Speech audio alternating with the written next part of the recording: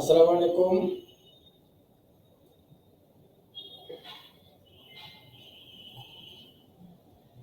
আশা করি আমাকে সবাই শুনতে পাচ্ছেন।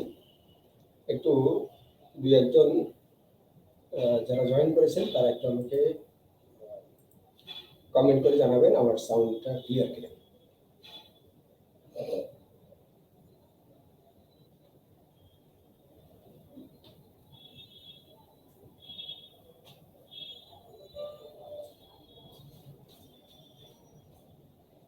যারা শুনতে পাচ্ছেন একটু কাইন্ডলি কমেন্ট করে জানাবেন যে আমার সাউন্ডটা ক্লিয়ার আছে কিনা।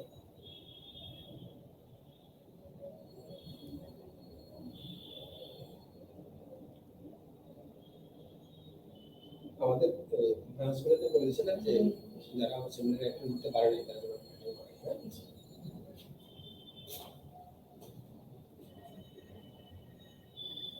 আসসালামু আলাইকুম। এই যে নাম্বার স্যার কম হচ্ছে স্যার। আচ্ছা, আমি শুরুতে আজকে আমি মিনিমাম ১.৫ ঘন্টা কথা বলার চেষ্টা করব। কথার বিষয়বস্তু হচ্ছে ৪৫তম বিসিএসে আমরা যারা অ্যাটেন্ড করব তারা কিভাবে প্রিপারেশন নিব এবং কি পড়াশোনা করব, কি পড়াশোনা করব না। এটা হচ্ছে মূল বক্তব্য। তো এইটা নিয়ে কথা বলবো তার আগে আমি গত পরশুদিন আমাদের ৪৪তম বিসিএস এর ফলাফল প্রকাশিত হয়েছে। আপনারা অনেকে জানেন এবং অনেকেই আমাকে জানতে চেয়েছেন যে আমাদের এখানে কেমন ক্যাডার হয়েছে। তো আমরা যারা কোচিং ব্যবসা করি আমরা অনেক সময় এই রেজাল্ট নিয়ে বা সাফল্য নিয়ে আমরা অনেক তথ্য দিই যেটার সাথে আসলে বাস্তবতা মিল থাকে না। তো আমরা দেখেছি যে বিভিন্ন ইউনিভার্সিটি গুলোর ভর্তি পরীক্ষার পর একটা উদাহরণ দিই, যেমন ধরেন ঢাকা ইউনিভার্সিটি ২০০০ স্টুডেন্ট ভর্তি করায়। তো বিভিন্ন ইউনিভার্সিটির যে হারে রেজাল্ট দেয় বিভিন্ন কোচিং সেন্টার থেকে, তাতে ১০-১২ হাজার লোক নিয়োগ হয়ে মানে ভর্তি হয়ে যায়।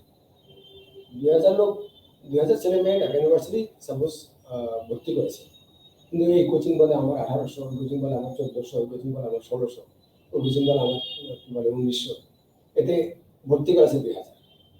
এরকম ৩৮তম বিসিএস এর রেজাল্ট দেওয়ার পর আমরা যারা কোচিং ব্যবসা করি তারাও বিভিন্ন জায়গায় আমরা স্ট্যাটাস দিয়েছি, রেজাল্ট দিয়েছে ২ ঘন্টার পরে স্ট্যাটাস দিয়েছে আলহামদুলিল্লাহ আমাদের ১৩০০ ক্যাডার হয়েছে, আমরা তাদের সাফল্য কামনা করি। কেউ আলহামদুলিল্লাহ আমাদের ৯০০ হয়েছে, কেউ আলহামদুলিল্লাহ আমাদের ১১০০ হয়েছে। এটা আমার কথাবার্তা আমরা বলি। তো আল্লাহ রহমতে আপনাদের দোয়ায় রাজু ভাই এ থেকে একটু ব্যতিক্রম। আমি এরকম কোনো কথা কখনো বলি না যে আমার এখান থেকে আলহামদুলিল্লাহ ১৭০০ হয়েছে, ১৫০০ হয়েছে, ১২০০ হয়েছে। আমি সবসময় মনে করি আমি একজন ব্যবসায়ী। ব্যবসায়ী হিসেবে আমার ২টা গুণ আছে। একটা হচ্ছে আমি একজন অনেস্ট ব্যবসায়ী, আর নাম্বার 2 হচ্ছে আমি একজন কমিটেড ব্যবসায়ী। তো আমি এমন কোনো কথা বলি না যেটা ডকুমেন্ট আমি দেখাতে পারবো। তো আমি গত পরশুদিন বলছিলাম যে আগামীকালকে আমার পেজে একটা স্ট্যাটাস দিব রেজাল্ট নিয়ে। গতকাল পর্যন্ত আমি এটা রেডি করতে পারিনি। তো আজকে এই মাত্র আমার হাতে আসছে। আমি আপনাদেরকে যারা এখানে লাইভে আছেন ৩৪৫ জন, তাদেরকে একটু দেখাই যে আমাদের ৪০তম বিসিএস এর ফলাফল আমার হাতে আসছে। আমরা মোট ১২২৬ জন প্রার্থীকে ভাইভাতে ভর্তি করেছি। সেখান থেকে সর্বসাফল্যে একদম নাম্বার অনুযায়ী আমাদের ক্যাডার হয়েছে ৫৩৭ জন, অনলি ফর ৪০তম বিসিএস থেকে। এখানে একটা ইম্পর্টেন্ট কথা হচ্ছে অনেকেই আছেন আমাদের এখানে ৩৬-এ কোচিং করেছেন, ৩৭-এ কোচিং করেছেন, ৩৮-এ কোচিং করেছেন, তারা ক্যাডার হয়েছে, কিন্তু ৪০তম ডকুমেন্টে আমাদের কাছে সেই তথ্যগুলো নাই। তো আমরা এই যে ফলাফলটা আমি নিয়েছি সেটা হচ্ছে ৪০তম বিসিএস এর আমাদের ভাইবার যারা স্টুডেন্ট ছিল তাদের থেকে। এখানে আমাদের আমি আপনাদের একটু দেখানোর চেষ্টা করি যে সব আমি নাম, আমাদের পিএসসি রেজিস্ট্রেশন নাম্বার, কোন ক্যাডার পেয়েছে সেইভাবে আমরা তালিকা করেছি। তো আমাদের এখান থেকে ফরেন এবং অ্যাডমিন, এই দেখেন সব অ্যাডমিন, এই সব উপর দিকে এগুলো সব ফরেনের, এগুলো সব ফরেনে ১১ জন। এরপরে অ্যাডমিন সিরিয়াল শুরু, এই যে অ্যাডমিনের সব অ্যাডমিন, তারপরে সর্বসাকুল্যে ফরেন এবং অ্যাডমিন পেয়েছেন আমাদের, ফরেন এবং এই পর্যন্ত অ্যাডমিন। তো ফরেন এবং অ্যাডমিন পেজে আমি আমার পেজে আজকেই স্ট্যাটাসটা দিয়ে দিব এবং সবগুলো পেজে দিয়ে দিব। ফরেন এবং অ্যাডমিন মিলে পেয়েছেন 100 জন, তার মানে হচ্ছে 11 জন ফরেন বাদ দিলে 89 জন অ্যাডমিন। সর্বসাকুল্যে এখানে প্রত্যেকটা পেজে নাম, রেজিস্ট্রেশন নাম্বার, কোন ক্যাডার পেয়েছে সে অনুযায়ী লেখা আছে। এবং আমি আমার যারা প্রতিদ্বন্দ্বী ব্যবসায়ী আছেন তাদেরকে আমি অনুরোধ করবো, আপনারা যারা এই যে 500, 700, 1000 লোকের তালিকা বলছেন মুখে যে আলহামদুলিল্লাহ আমাদের 900 হয়েছে, আমাদের 500 হয়েছে, আমাদের 700 হয়েছে, প্লিজ অনুগ্রহপূর্বক আপনাদের পেজে এরকম একটা তালিকা প্রকাশ করবেন যার নাম, রেজিস্ট্রেশন নাম্বার থাকবে, নাম থাকবে এবং কোন ক্যাডার বেঁচে সেটা থাকবে। তাহলে সেটা বিসিএস যারা পরীক্ষা দিবে তারা ওভারঅল ম্যাচিউরড, তাদের বিষয়টা গ্রহণযোগ্য। তো সব শেষ আমরা দেখাচ্ছি এখানে যে আমাদের টোটাল ক্যাডার হয়েছে 537 জন, এখানে লেখা আছে।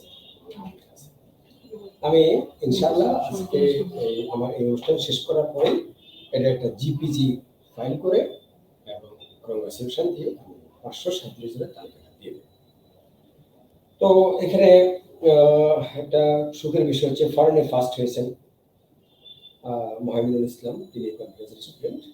তারপরে হচ্ছে আপনার অ্যাডমিনের সেকেন্ড হয়েছেন এবার আমাদের। তারপরে এগুলো সহ অ্যাডমিনের সেকেন্ড, 4, 6, 10, তারপরে 12তম 21তম। তারপরে হচ্ছে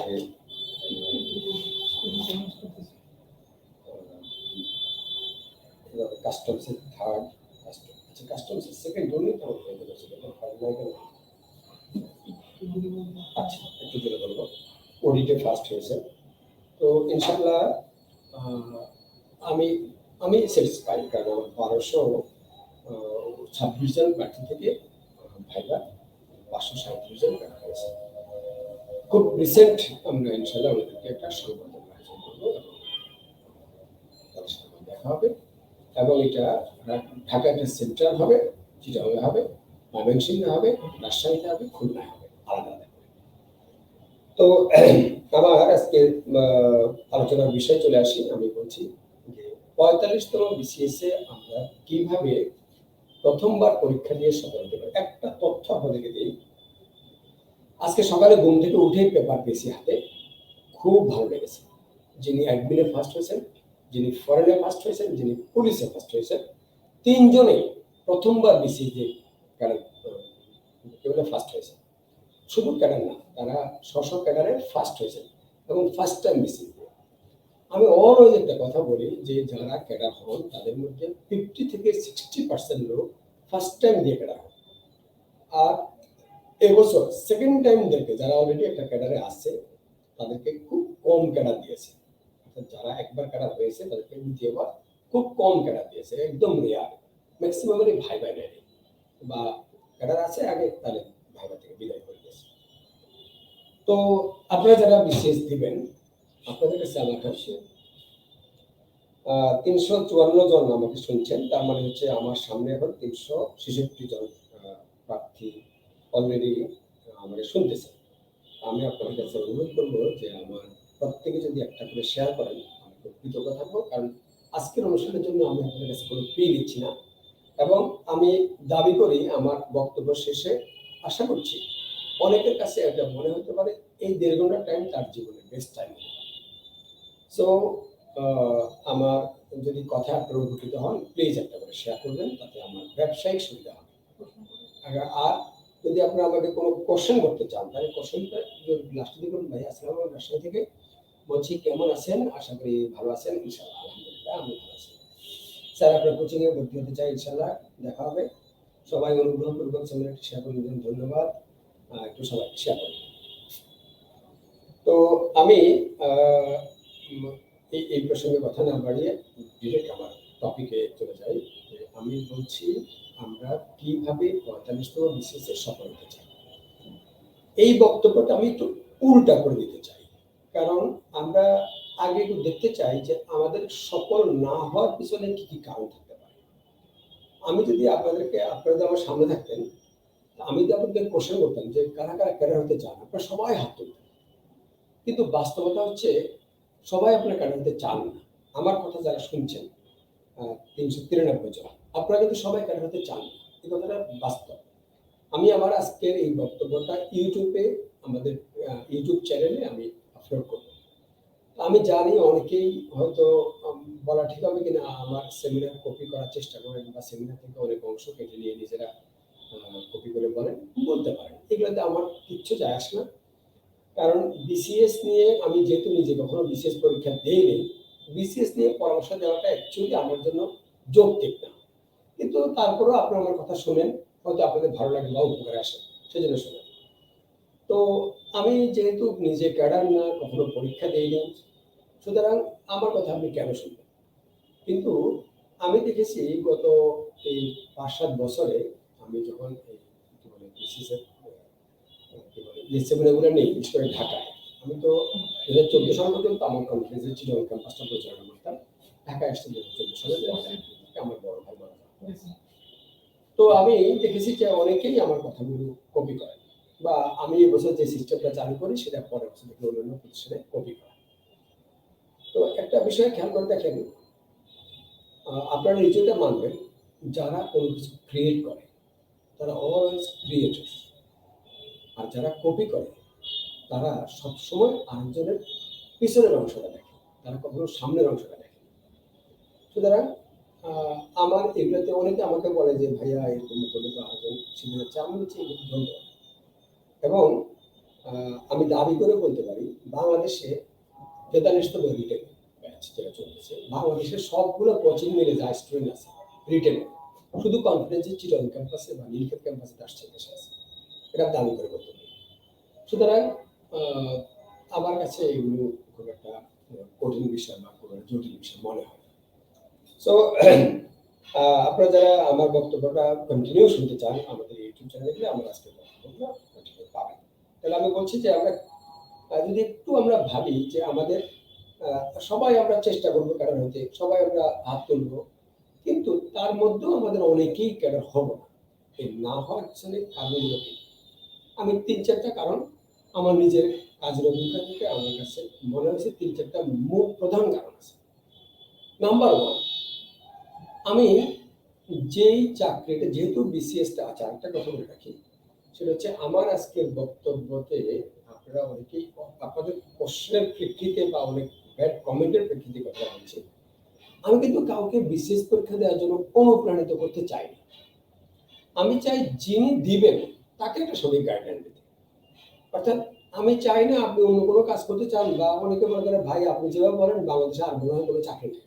না, এই কথাটা অবশ্যই ঠিক নয়। প্রত্যেকটা ক্যারিয়ারকেই আমি সম্মান করি, প্রত্যেকটা ক্যারিয়ারই অনারেবল, প্রত্যেকটা জবই অনারেবল। তো আমার কথা হচ্ছে, যিনি ভাই বিসিএস নিয়ে আগ্রহী তাকে তো আমার বিসিএস নিয়ে বলতে হবে। তাকে তো আমি বলতে পারবো না যে আপনি উদ্যোক্তা হন, আপনি ব্যবসায়ী হন। তা আমার ফলোয়ার কারা, যারা বিসিএস পরীক্ষা দিবে, আমি তাদেরকে বিসিএস নিয়ে কথা বলবো, এটি স্বাভাবিক।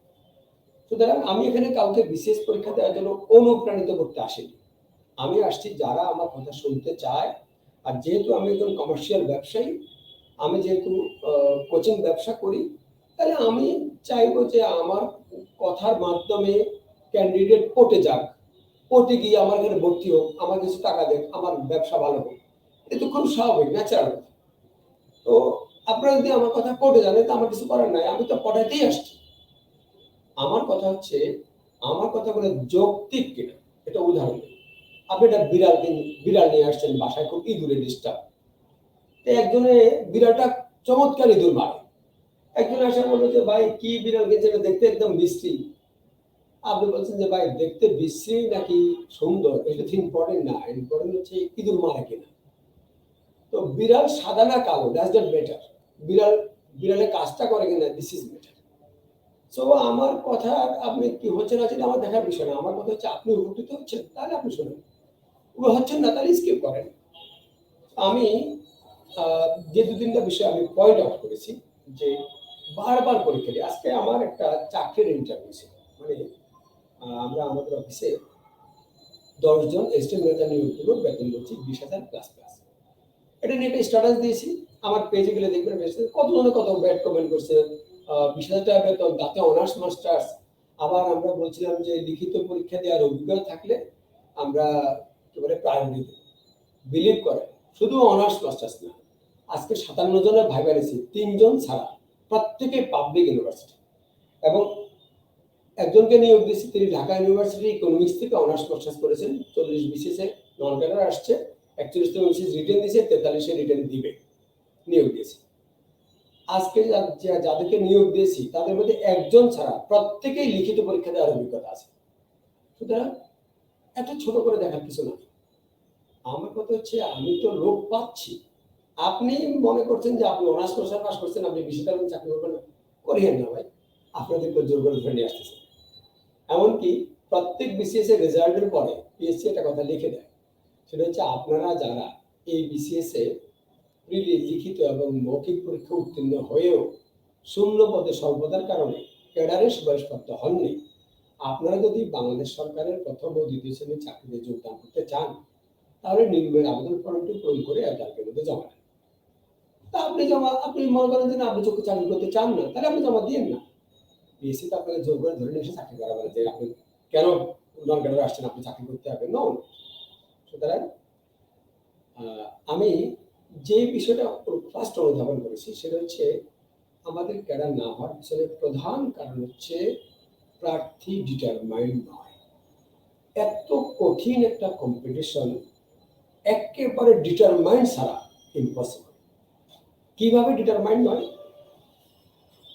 আমি আজকে যাদের সাথে কথা বলেছি, তো ভাইবারের দিকে আমি দেখেছি অনেকে আজকে একটা চাকরি পরীক্ষা ছিল জুনিয়র অডিটর।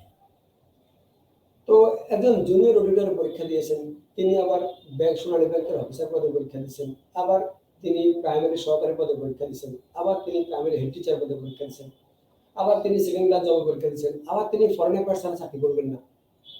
তাহলে ভাই আপনার আসলে চাকরি কোনটা? আপনি যদি ডিটারমাইন্ড হয়ে একটা বছর পড়ার টেবিলে আটকে থেকে পরীক্ষা দিতেন, খেয়াল করে দেখেন 1 বছর পর আপনার যেখানে পরীক্ষা দিতেন সেখানে চাকরি হতো। কিন্তু আপনি প্রিপারেশন নেন না কিছু, এখন আপনি সব চাকরি পরীক্ষা দেবেন, তাতে আপনি ফেল করবেন, এটা স্বাভাবিক।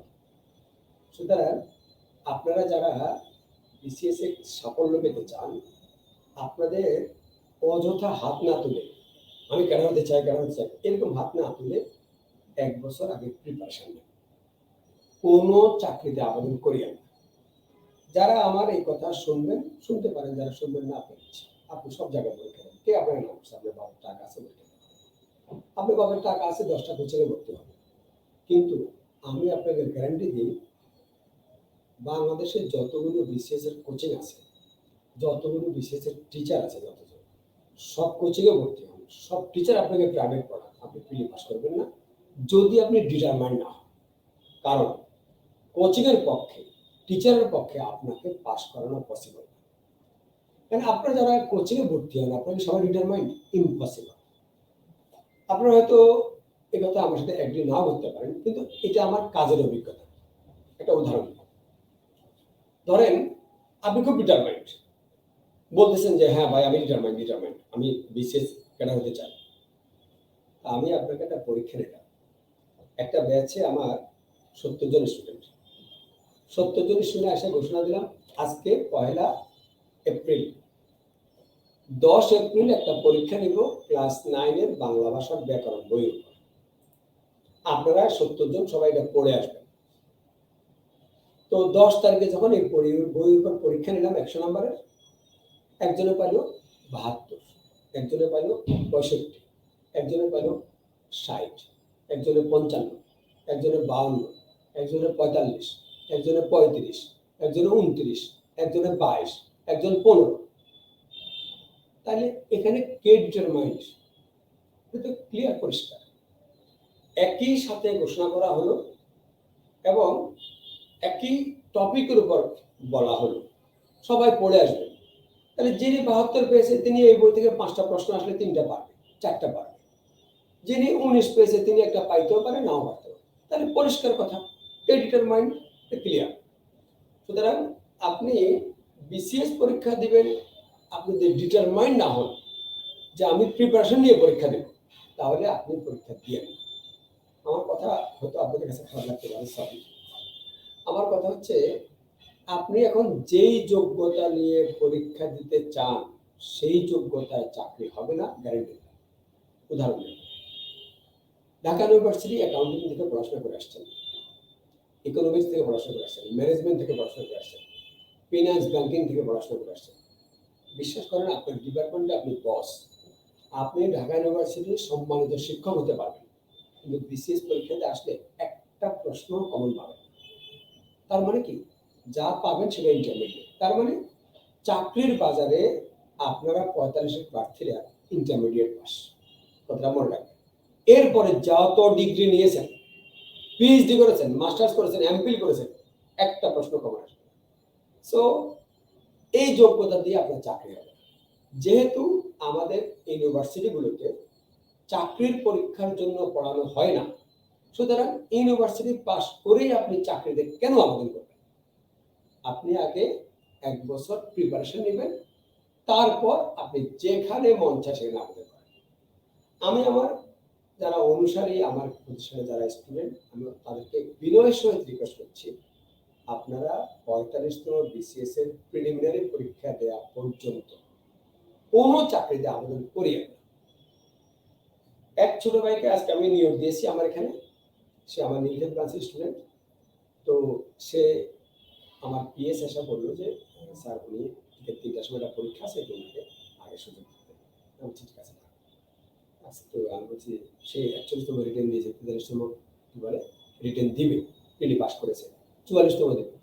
আমি ওকে বলছি, আমি তোমাকে শর্তে চাকরি দেবো, তুমি যদি 3টার সময় পরীক্ষা দিতে না যাও। বিব্রত হয়ে গেছে, স্যার এটার সাথে সম্ভব নয়, আমাদের সম্পর্ক আছে, আমি চাই না তুমি কনফিডেন্স চাকরি করো, আমি চাই তুমি ক্যাডার হও। তুমি যখন আজকের পরীক্ষাটা স্কিপ করবা, তখন তোমাকে 43তম রিটেন নিয়ে মাথার মধ্যে বাড়তি চাপ দিবে যে আমি যেহেতু অন্য কোনো চাকরির পরীক্ষায় দিচ্ছি না, সো আমি রিটেনটা ভালো করে দেবো। আর 5 জায়গায় 5 নৌকায় পা রেখে কোনো নৌকার স্থান পাবো না। যেহেতু চাকরির বাজারে বিসিএসটা বড় চাকরি, সুতরাং বড় চাকরির জন্য প্রিপারেশন নিলে ছোটগুলো এমনিতেই হবে। Very simple. আমার একটা ডায়লগ আছে, সেটা হচ্ছে, সর্বোচ্চ নাম্বার পেলে ক্যাডার, অল্পের জন্য কানের পাশ দিয়ে দিলে নন ক্যাডার। আর কোন রকমে পাশ করলে তো এখন বর্তমান সিস্টেমে একটা চাকরি হওয়ার সম্ভাবনা থাকে। সো কেন আপনি যে চাকরিটা আপনি এমনিতে আবেদন করবেন, এমনি চেষ্টা করবেন, তার চেয়ে ভালো চাকরি তো পিএসসি আপনাকে দিচ্ছে, একটু নাম্বারটা উপরে থাকলে মোটামুটি কনফার্ম। সুতরাং মিনিমাম 48তম নন ক্যাডার থেকে মিনিমাম 4,500 লোক তো নিয়োগ পাবে। তার মানে শূন্যপদ 2000 না, শূন্যপদ 6000। আপনি 30টা শূন্যপদে কেন দৌড়াদৌড়ি করছেন? ওখানে তো রিস্ক বেশি। আমি আমার অফলাইন সেমিনারে প্রমাণ করে দিই যে বাংলাদেশে যে কোনো দ্বিতীয় শ্রেণীর গভর্নমেন্ট জবের কম্পিটিশনের চেয়ে বিসিএস এ কম্পিটিশন কম। প্রমাণ করে দিই কেন? কারণ বিসিএস একটা চাকরি যেখানে ক্যাডারে অনেকগুলো ধাপ আছে। আপনি অ্যাডমিন না পাইলে পুলিশ, পুলিশ না পাইলে অডিট, অডিট না পাইলে কাস্টম, কাস্টম না পাইলে ট্যাক্স, নাম থাকবে। আর যদি কোনো ক্যাডারে না পান, তো নন ক্যাডার সুযোগ আছে। নন ক্যাডার প্রথম শ্রেণী না পান, দ্বিতীয় শ্রেণীর সুযোগ আছে। তাহলে কেন অন্য জায়গায় যাওয়ার দরকার আছে? আমার এই জায়গায় পরিষ্কার কথা হচ্ছে, আগে প্রিপারেশন, পরে এক্সাম। সেনাবাহিনীতে একটা কথা আছে, প্রস্তুতি যত কঠিন, যুদ্ধ তত সহজ। প্রশিক্ষণের মাঠে গাম না ধরালে যুদ্ধে তোমার রক্ত ঝরবে। So be careful. আপনারা যারা পরীক্ষা দিবেন তারা প্রিপারেশন নিয়ে পরীক্ষা দেবেন। এই জন্য বলছি, ফার্স্ট সাফল্য না পাওয়ার কারণ হচ্ছে ডিটারমাইন্ড না হওয়া। আমি জানি না আমার কথা আপনারা শুনতে পাচ্ছেন কিনা। ওকে, তো মানে জাস্ট এই পেজে দেখাচ্ছে 335, বাকিগুলো তো সবার আছে। ও প্রত্যেকটা পেজ আলাদা, তাহলে আমাকে সব মিলে হয়তো 1000 খানিক লোক বা 1000 লোক শুনছে বিভিন্ন পেজ। তো তাহলে 1 নাম্বার কারণ হচ্ছে আমরা ডিটারমাইন্ড না হওয়া। নাম্বার 2, অপরিকল্পিত প্রিপারেশন। হ্যাঁ, মানে খুলনা পেজ থেকে 67 জন। ও আচ্ছা আচ্ছা, তো নাম্বার 2 হচ্ছে অপরিকল্পিত প্রিপারেশন। অপরিকল্পিত কিভাবে? আপনি ডিটারমাইন্ড হয়েছেন, প্রচুর পড়াশোনা করতেছেন, আইসা আমাকে বলছে স্যার আমি 3 বার, আজকে একজন ভাবছে 3 বার রিটেন দিছে, একবারও পাস করে 38 রিটেন দিছে, পাস করে না, না 37 রিটেন পাস করে না, 38 পাস করে না, 40 রিটেন পাস করে না, আবার 41 রিটেন দিয়েছে। আমি একটা প্রশ্ন করলাম যে আচ্ছা তোমার কি মনে হয় পাস না করার পিছনে কারণ কি? স্যার আমি ভালো লিখতে পারি। কেন? তারপর হচ্ছে আমি এই জায়গায় আসি অপরিকল্পিত প্রিপারেশন কি। একবার আপনি ডিটারমাইন্ড হয়েছেন যে না আমি এনি হাউ বিসিএস এর প্রিপারেশন নেব, দেন এক্সাম দেব। এবার আসেন কম্পিটিটর কারা, একটু অ্যানালাইজ করেন কম্পিটিটর কারা। কম্পিটিশন এই যে আজকে বিসিএস এর প্রশাসনে প্রথম, পুলিশে প্রথম, ফরেনে প্রথম, 3জনই ফার্স্ট টাইম পরীক্ষা দিয়েছে। এনারা কি একেবারে খুব কোয়ালিফাইড? এনাদের একাডেমিক সাবজেক্ট থেকে সব প্রশ্ন কমন আসছে? নো, এনারা প্ল্যান করে প্রিপারেশন নিয়েছে।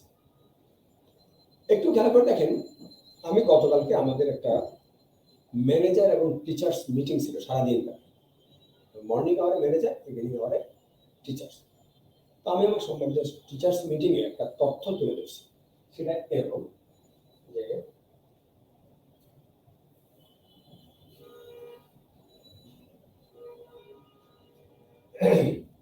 আমরা যদি ধরে নিই 45তম বিসিএস 45 এটা হচ্ছে করা যায় এরকম 45 বিসিএস। এই 45 বিসিএস এ মিনিমাম 4 লক্ষ প্রার্থী হবে।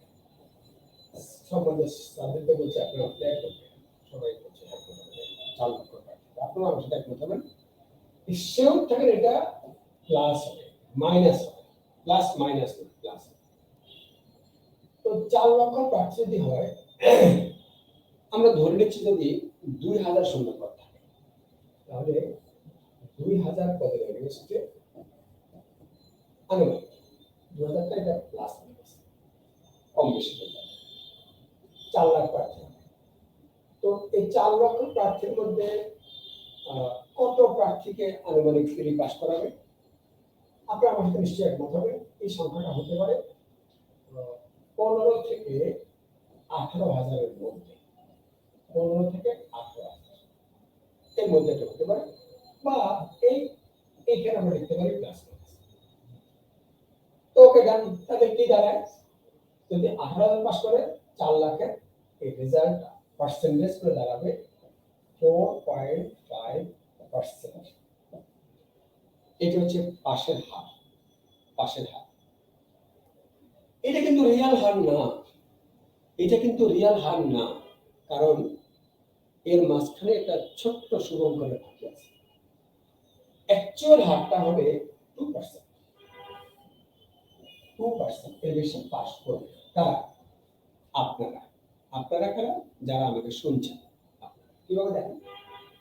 সেও থাকেন এই 15 থেকে 18,000 প্রার্থীর মধ্যে মিনিমাম 8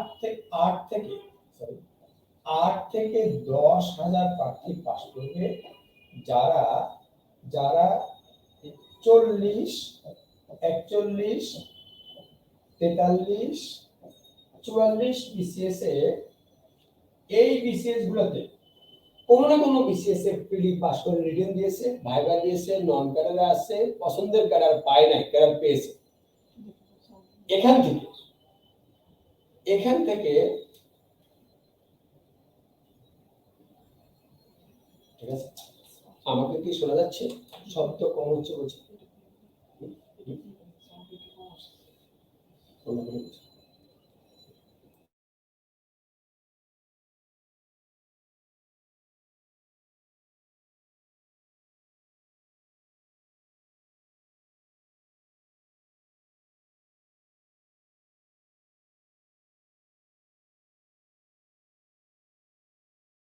একটু প্লিজ, এখন আমাকে শোনা যাচ্ছে?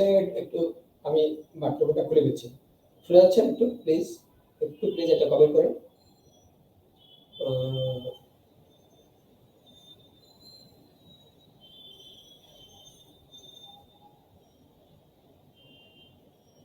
একটু প্লিজ একটা কমেন্ট আমাকে করবেন যে শোনা যাচ্ছে কিনা।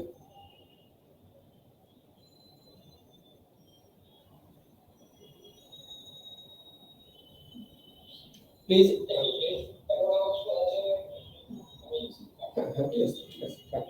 এটা যথেষ্ট। তো আমি বলছি 40, 41, 43, 44 থেকে মিনিমাম 8 থেকে 10,000 লোক পাস করবে মিনিমাম। আচ্ছা 4 লাখ প্রার্থীর মধ্যে এরকম লোকের সংখ্যা আছে কত, যারা আগে একবার পরীক্ষা পাস করেছে, রিটেন দিয়েছে, ভাইবা দিয়েছে বা কি বলে নন ভেটার আসছে, কত? বড় জোর 20 থেকে 25,000, 20 থেকে 25,000 আছে।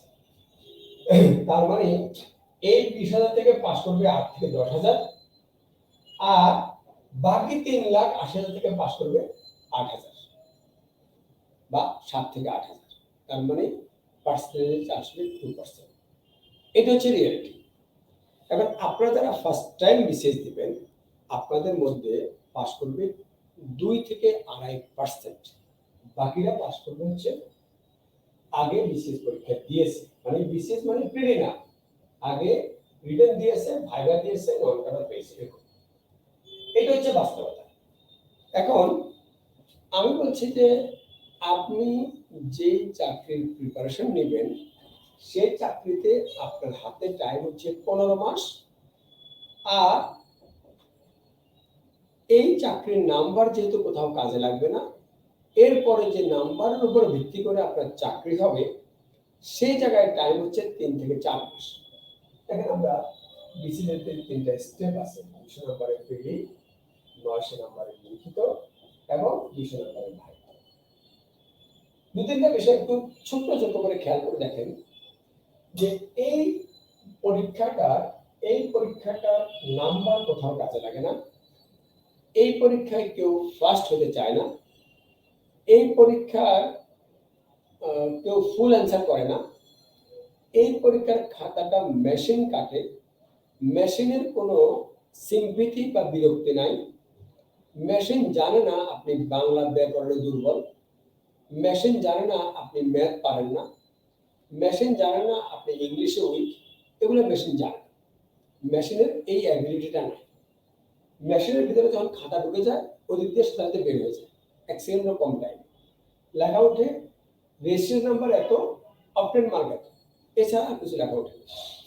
তার মানে হচ্ছে এরকম একটা ইয়েস কার্ডের পরীক্ষা, যার সাথে বিসিএস এর কোনো রিলেশন নাই, এরকম একটা পরীক্ষার জন্য আপনার হাতে টাইম হচ্ছে 15 মাস বা 13 থেকে 15 মাস। পরের পরীক্ষায় আসেন, যে পরীক্ষার নাম্বার কাজে লাগবে, আপনি ফার্স্ট হতে চান, সর্বোচ্চ স্কোর পেতে চান, কারণ এই চাকরিতে এই পরীক্ষায় যত বেশি স্কোর পাবে তত চাকরির উপরে দ্বিগুণ সম্ভাবনা বাড়বে। আপনি নিশ্চয়ই ফুল অ্যান্সার করার চেষ্টা করবেন, কিন্তু নিশ্চিতভাবে আপনি সব প্রশ্ন কমন পাবেন না। তো আমার ডায়লগ আছে, প্রশ্ন কমন না আসলেও উত্তর লিখতে পারার নাম বিসিএস। এটা চমৎকার। এই পরীক্ষায় সব প্রশ্ন কমন আসবে না, কিন্তু আপনি ফুল অ্যান্সার করার চেষ্টা করবেন। আর খাতাটা কাটবে হচ্ছে একজন মানুষ যিনি একজন বিষয়ভিত্তিক অভিজ্ঞ, যিনি খাতা কাটতে কাটতে অভিজ্ঞ হয়ে গেছেন। মেয়েরা যেরকম ভাত রাঁধতে রাঁধতে অভিজ্ঞ হওয়ার পরে একটা ভাত দেখলেই বুঝে ফেলে যে পাতিলে সব ভাত হয়েছে। স্যারও খাতা কাটতে কাটতে অভিজ্ঞ হয়ে গেছে, স্যার একটা পৃষ্ঠা উল্টালে বুঝে যে এই খাতার ভিতরে কি আছে। স্যারের সিম্পিথি আছে, বিরক্তিও আছে। স্যার সব খাতার সমান কনসেন্ট্রেট দিতে পারবে না। সুতরাং আপনার খাতার প্রেজেন্টেশনের উপর নির্ভর করবে আপনি আসলে কেমন নাম্বার পাবেন। এরকম একটা গুরুত্বপূর্ণ পরীক্ষা যেটাতে আপনি ফার্স্ট হতে চান, ফুল অ্যান্সার করবেন, খাতা মানুষ কাটবে, নাম্বার কাজে লাগবে, এই পরীক্ষাটার জন্য টাইম হাতে 3 থেকে 4 মাস বা 5 মাস। তো এখন আপনি এই পরীক্ষার জন্য 15 মাস শুধু এই পরীক্ষার পড়া পড়েছেন, এরপরে 900 নম্বরের লিখিত পরীক্ষায় গিয়ে টাইম পেয়েছেন 3 থেকে 4 মাস বা 5 মাস। তো এই পরীক্ষা দিয়ে আপনি ওই পুরনো লোকগুলোর সাথে যে যে 8 থেকে 10,000 লোক প্রিলিতে পাস করে, মানে আগে পুরনো লোক আপনার সাথে পাস করবে, তাদের সাথে আপনার জন্য কম্পিটিশন আসাটা টাফ হয়ে যাবে। সুতরাং এই অবস্থায় আপনাকে যদি প্রথমে এই আনলিমিটেড টাইমে লিমিটেড টাইমের কিছু পড়া প্রিলির সাথে পড়া যায়, তাহলে আপনার জন্য কাজটা সহজ হবে। আমি একটা গল্প শেয়ার করি, এটা আমি আমার অফলাইন সেমিনারে করি, আপনাদের আমি শেয়ার করি। আমি একটা গল্প দিয়ে সেটা বোঝার চেষ্টা করছি।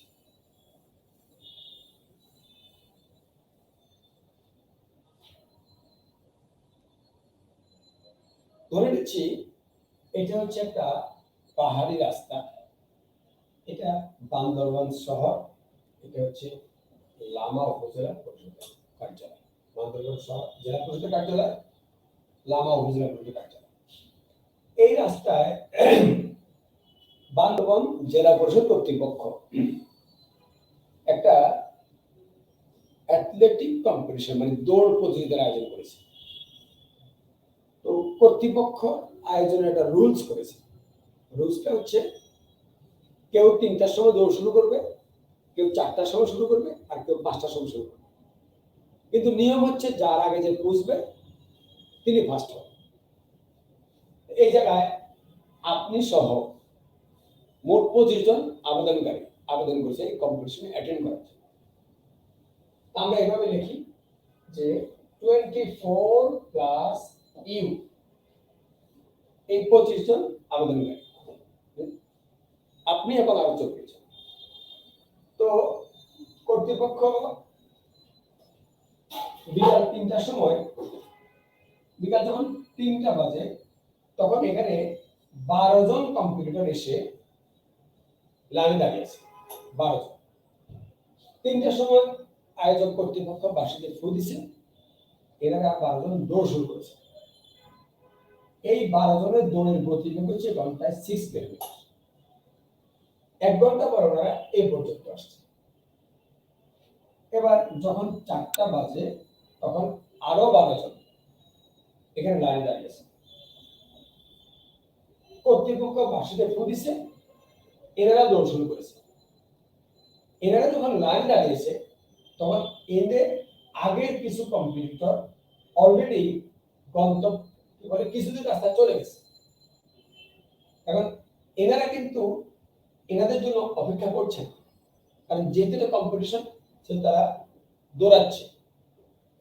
এরা যদি এদেরকে ধরতে চায়, তাহলে এদের 6 কিলোমিটার স্পিড, এদেরকে আরো বেশি দৌড়াতে হবে। তো আমি ধরে নিচ্ছি এদের গতিবেগ 10 কিলোমিটার। এরা উভয় একত্র হয়েছে আরো 1 ঘন্টা পরে, যখন 5টা বাজে, উভয় একত্র হয়েছে এই জায়গায় এসে। এখন বিকাল 5টা বাজে, 24 জন অলরেডি এই পর্যন্ত আসছে, বাকি আছেন আপনি।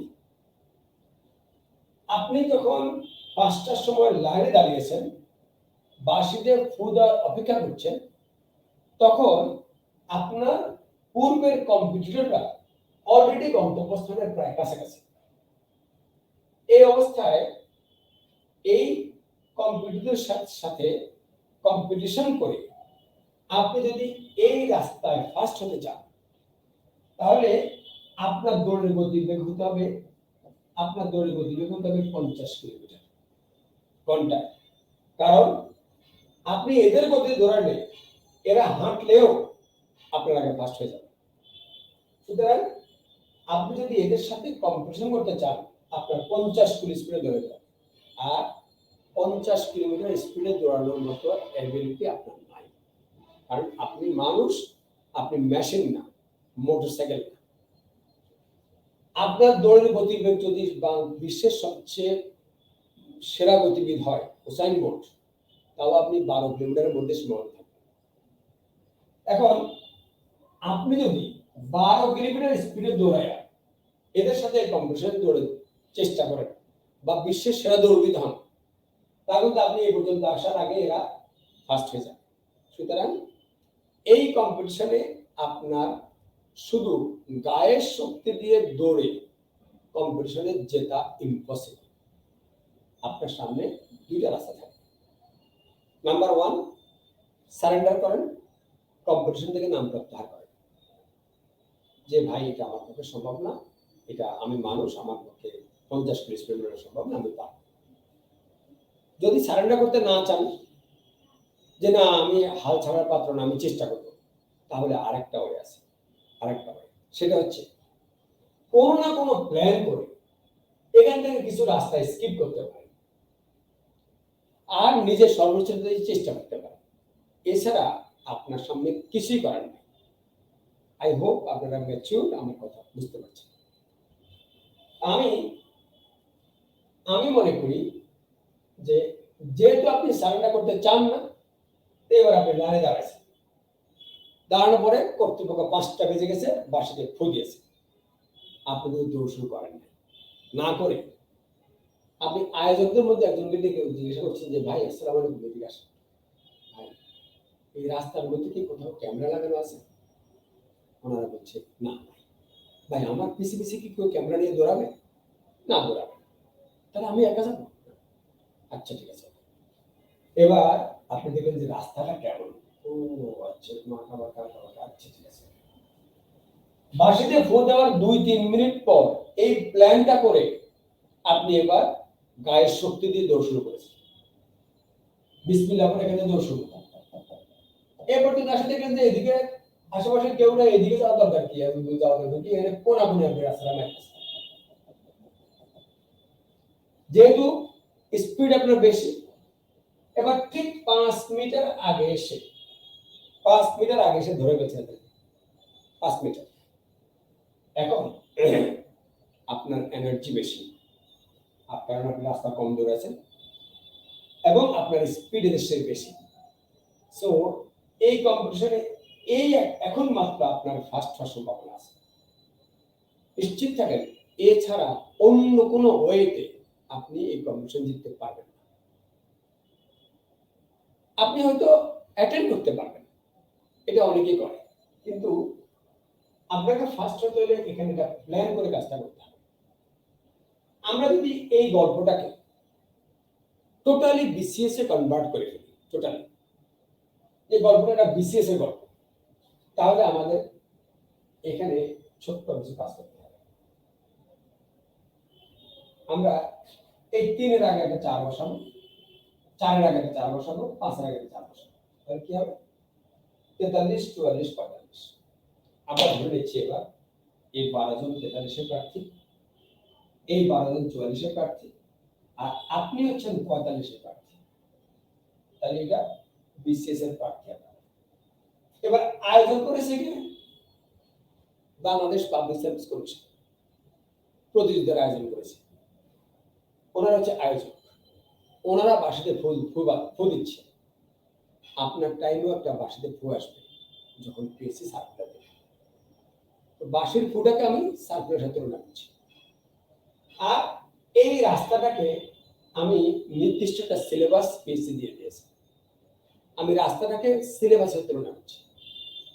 এবার আপনি দেখেন, আপনি আজকে আমার পরামর্শে উৎসাহিত হয়ে যেই বই বাজার থেকে কিনে নিয়ে আসবেন, সেও থাকেন সেই বই কিন্তু আপনার পূর্বের কম্পিটিটররা অলরেডি 2 বার পড়ে রাখছে, অলরেডি তারা এগুলো পড়ে গন্তব্যস্থানের প্রায় কাছাকাছি।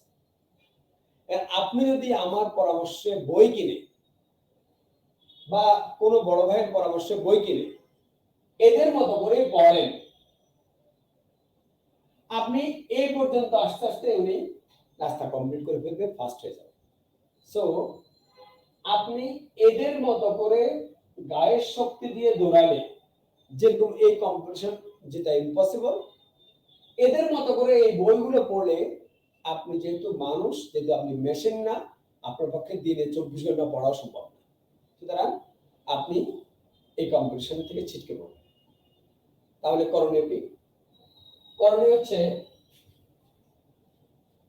এই কথাটা আপনারা বুঝে থাকেন, তাহলে করণীয় হচ্ছে প্রিলিমিনারির সময় শুধু প্রিলিমিনারি না পড়ে লিখিত পরীক্ষা যেই অংশগুলো প্রিলিমিনারির সাথে সম্পৃক্ত, এগুলোকে যদি একসাথে পড়া যায়, যেমন আপনারা নিশ্চয়ই একটা জিনিস মানবেন, আমি উপরে দিকে লিখে রাখছি, প্রিলি রিটেন থাকে, নিশ্চয়ই আপনি কি মানবেন বিসিএস এর কিছু পড়া আছে অনলি প্রিলি, এরপর আর নাই। কিছু পড়া অবশ্য আছে, আমি দেখি। কিছু পড়া আছে প্রিলি রিটেন 2 জায়গাতে আছে, কিছু পড়া আছে প্রিলি রিটেন ভাইভা 3 জায়গাতে আছে। আপনি এখন শুধু প্রিলির সময় প্রিলি পড়া শুরু করেছেন আগামী 15 মাস, কারণ আমাকে প্রিলি পাস করতে হবে।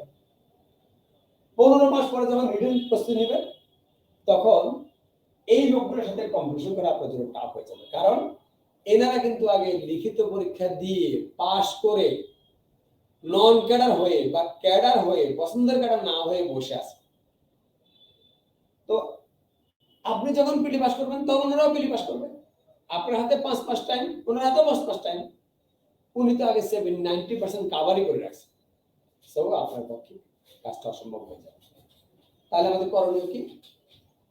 আমি ডায়লগ দিই, যারা প্রথমবার বিসিএস দিয়ে অনেক পড়াশোনা করেও সাফল্য পায় না, তাদের না পাওয়ার পিছনে প্রধান কারণ হচ্ছে প্রার্থীরা প্রিলির সময় প্রিলি পড়ে, প্রিলি পাস করার পর লিখিত প্রস্তুতি নেওয়ার সময় স্বল্প সময়ে বা 3-4 মাসের প্রস্তুতিতে পুরনো লোকদের সাথে কম্পিটিশন আসতে পারে না।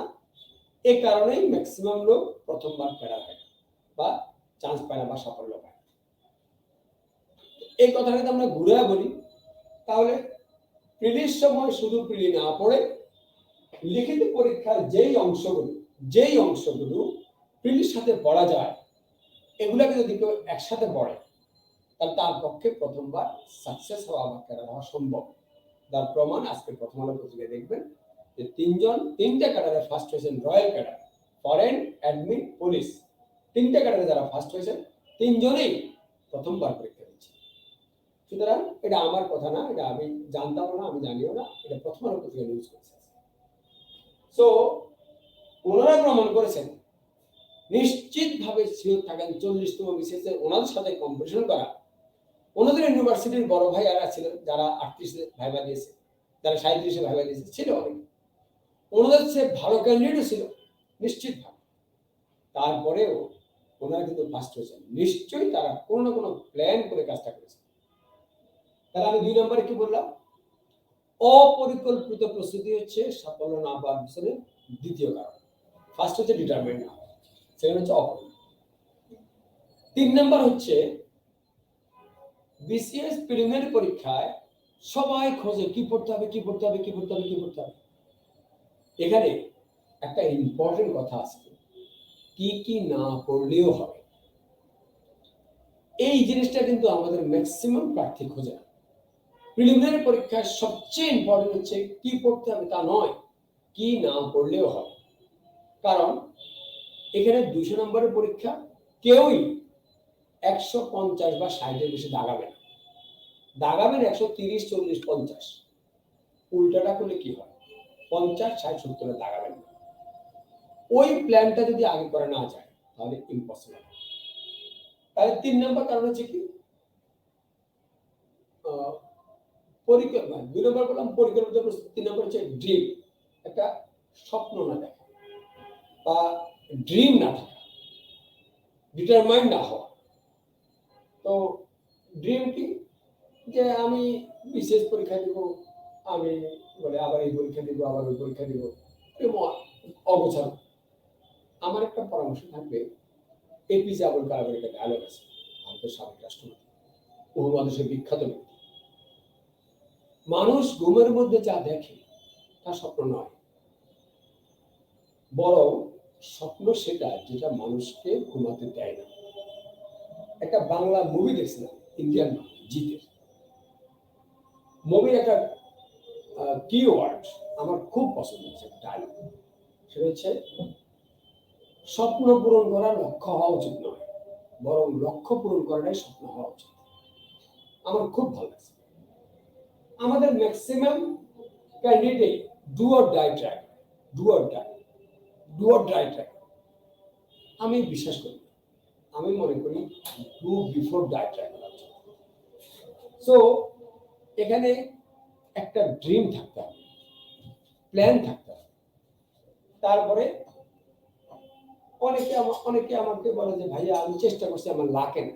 লাক, আরে ভাই, পৃথিবীতে আল্লাহ কোনো মানুষের ভাগ্য নির্ধারণ করে দেননি। প্রত্যেকটা মানুষই বলছে তোমার চেষ্টার মাধ্যমে তুমি তোমার ভাগ্যটা নির্ধারণ করে নাও। সুতরাং this is not a lakh that you have gained it by chance. This is you have put your effort to achieve it.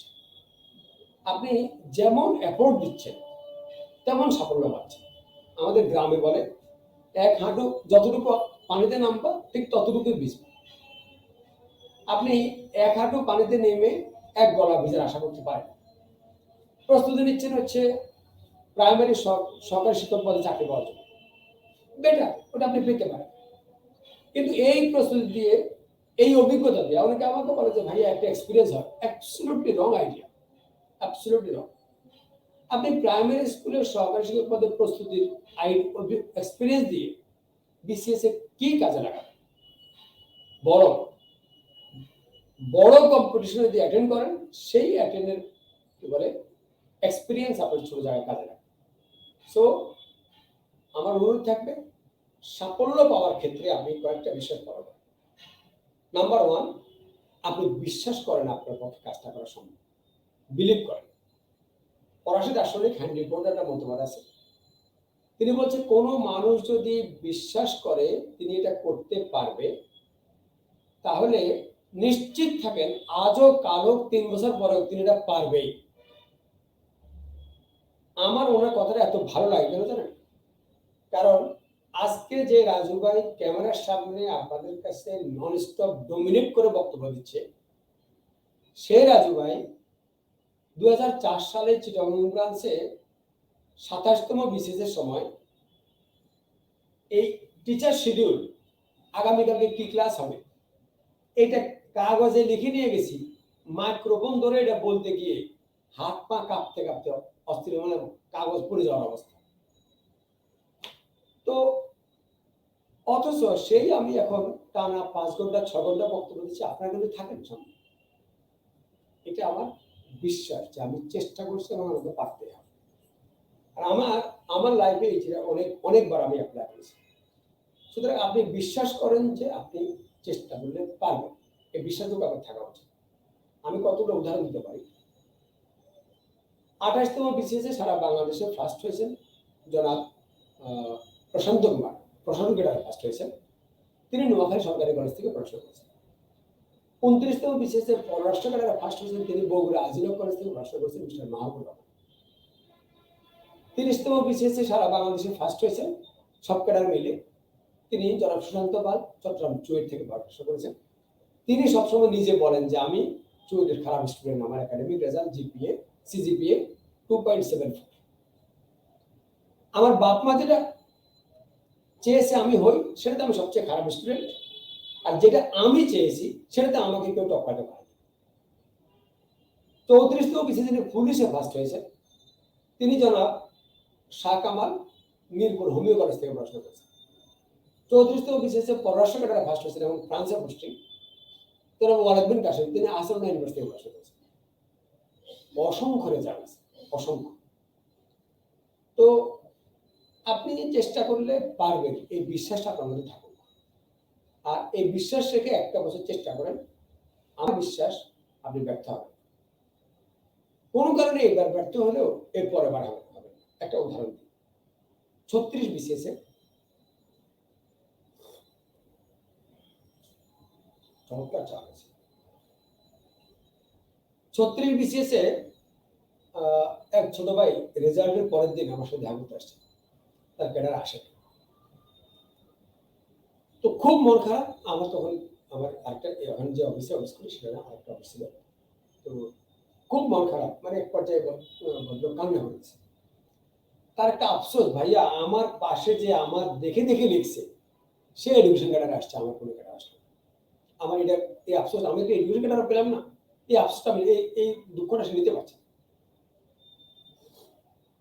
এবার আমি এক পর্যায়ে আমার সিট থেকে আমার চেয়ার থেকে উঠে গিয়ে জড়ায় ধরে বলছি যে আল্লাহ মানুষের জন্য যা করে তা আল্লাহ মঙ্গলের জন্য করে। হয়তো তোমার জন্য এসছে, বেরিয়ে কিছু অপেক্ষা করছে, সেজন্য মেয়ে ব্যাপার হবে। হতাশা, ট্রাইড। এই উদাহরণ আমার 28-29 ভাইবা দেওয়া আরেকজন লোকের প্রতিও আছে, না 29-30 ভাইবা দেওয়া, যারা মাইনুদ্দিন চৌধুরী, বর্তমানে রাঙ্গামাটির পুলিশ এডিশনাল এসপি। তো ওনাকেও আমি এরকম জড়াধরে বলছি, ভাই প্লিজ আপনি বিসিএসে সরে যান। 31 কিন্তু বিসিএস পুলিশে অষ্টম হয়েছে। তো এই বদলো 37তম বিসিএসে মিষ্টি প্যাকেট নিয়ে আসছে, ভাইয়া আমার তো পুলিশ খেলা আসছে। তো তার মুখ থেকে একটা তথ্য শুনছি, তার যে ফ্রেন্ড 36 এডমিশন ক্যাডারে আসছে, সেই ফ্রেন্ডও ভাইবা দিয়েছে। ভাইবা বোর্ডে তাকে চরম বকাঝকা করছে, হ্যাঁ একটা ক্যাডারে আসছো আবার নষ্ট করতে, আর ক্যাডার নষ্ট করতে যাও, ওনার ভাইবাই নেই। আমি তখন ওই কথা তাকে আরেকবার মনে করতেছি, আল্লাহ মানুষকে অনেক সময় অনেক কিছু দেয় না কেন, কারণ এর চেয়ে বেটার কিছু তার জন্য রেখে দিয়েছে। সো আপনিও বিশ্বাস করেন যে আপনি চেষ্টা করলে পারবেন, এবং আল্লাহ আপনার জন্য ভালো কিছুই রাখছে, আপনি এটা অর্জন করে নেন। বনের পশুদের মধ্যে সবচেয়ে লম্বা হচ্ছে জিরাফ, সবচেয়ে বড় হচ্ছে হাতি, সবচেয়ে চালাক হচ্ছে শিয়াল, সবচেয়ে ক্ষিপ্র হচ্ছে চিতাবাঘ, সবচেয়ে হিংস্র হচ্ছে হায়না, আর বনের রাজা কিন্তু সিংহ। সবাই জানেন এটা যে বনের রাজা সিংহ। সিংহকে একবার প্রশ্ন করছে রূপক কথা, যে আচ্ছা ভাই তুমি কেন বনের রাজা, তুমি লম্বাও না, মোটাও না, দ্রুতগতি সম্পন্ন না, তুমি চালাকও না, তুমি পরিশ্রমীও না, সবচেয়ে বেশি পরিশ্রম হয়েছে গাধা, তুমি পরিশ্রমীও না, তুমি কেন বনের রাজা? সিংহ উত্তর দিয়েছে কি জানেন? আই বিলিভ আই কিং, আমার বিশ্বাস আমি রাজা, আমি আমি মনে করি আমি রাজা, এই কারণে আমি রাজা, আমি কাউকে পাত্তা দিই না, এই কারণে আমি রাজা, সবাই আমাকে ভয় সমীহ করে। সুতরাং আপনিও বিলিভ করেন যে চেষ্টা করলে আপনি পারবেন না, পৃথিবীতে এমন কোনো কাজ নেই। এই বিশ্বাসটা আমার নিজের মধ্যে আছে। আমার মনে হয় কি জানেন, আমাকে যদি মিগ 29 চালানো শিখে দেয় 2 মাস, আমি সেটা চালাতে পারবো, হয়তো পারবো না, কিন্তু আমার বিশ্বাস আমি পারবো। সো কনফিডেন্ট রাখেন, চেহারার মধ্যে কনফিডেন্ট রাখেন, মনে বিশ্বাস রাখেন যে বিশেষ একটা পরীক্ষা মাত্র, প্রতি বছর 2000 লোক চাকরি পায়, আমি কেন ন। সো বিশ্বাসটা। নাম্বার 2, স্বপ্ন থাকতে হবে। If you can not think about your dream, you are not thinking at all. আপনি যদি আপনার ড্রিম না থাকে, তাহলে আপনার লাইফে কিছুই নেই। কি হতে চান, কি করতে চান, কোথায় যেতে চান, 2 বছর পর কি ভিজিটিং কার্ড বানাতে চান, ভিজিটিং কার্ডের ওয়েট কতটুকু হবে, এটা আরেকজন দিলে কি ছুঁড়ে ফেলে দিবে, নাকি যত্ন করে পকেটে রেখে দিবে, it's up to you. So visiting কার্ডটা নিজে চোখে কল্পনা করেন, চোখ বন্ধ করে চিন্তা করেন, আপনার ভিজিটিং কার্ডে লেখা আছে অমুক নাম, সহকারী কমিশনার অ্যান্ড এক্সিকিউটিভ ম্যাজিস্ট্রেট। দেখবেন একটা ইউটিউবে একটা বক্তব্য রেফারেন্স দিই, আপনার নোট করে রাখতে পারেন। একজন স্বপ্নচারীর স্বপ্ন পূরণের গল্প, ইউটিউবে আমাদের পেজে আছে, অথবা এমনি এটা লিখে চার্জ দিলে পাবেন। একজন স্বপ্নচারীর স্বপ্ন পূরণের গল্প, 16 মিনিটের একটা ভিডিও আছে, ওনার কথাগুলো শুনেন। উনি 36তম বিসিএসে আপনাদের চেয়ে অনেক খারাপ অবস্থা থাকা একজন ক্যান্ডিডেট, যিনি 36তম বিসিএসে প্রশাসনে 72তম হয়েছে। ওনার কথাগুলো শুনলে শরীরের লোম দাঁড়িয়ে যাবে, যে একজন মানুষ কি পরিমাণ খারাপ অবস্থা থেকে উঠে আসতে পারে। ওনার নাম হচ্ছে সুজন দাশগুপ্ত। তো সুতরাং স্বপ্ন দেখেন যে 14 দিন রাত্রেবেলা ঘুমানোর সময় 2 মিনিট চোখ বন্ধ করে কল্পনা করেন যে আপনি মেস করলে আপনার কেমন লাগে, আপনার আত্মীয় স্বজন, ফ্রেন্ড সার্কেল, পাড়া প্রতিবেশী, এলাকার মুরব্বী যারা আপনাকে ডিনাই করে, ওর দ্বারা কিছু হবে না বলে, ও কিছু পারবে না বলে, কুফা মনে করে, তারাই আপনাকে বলবে আমি জানতাম তুমি কিছু একটা হবা।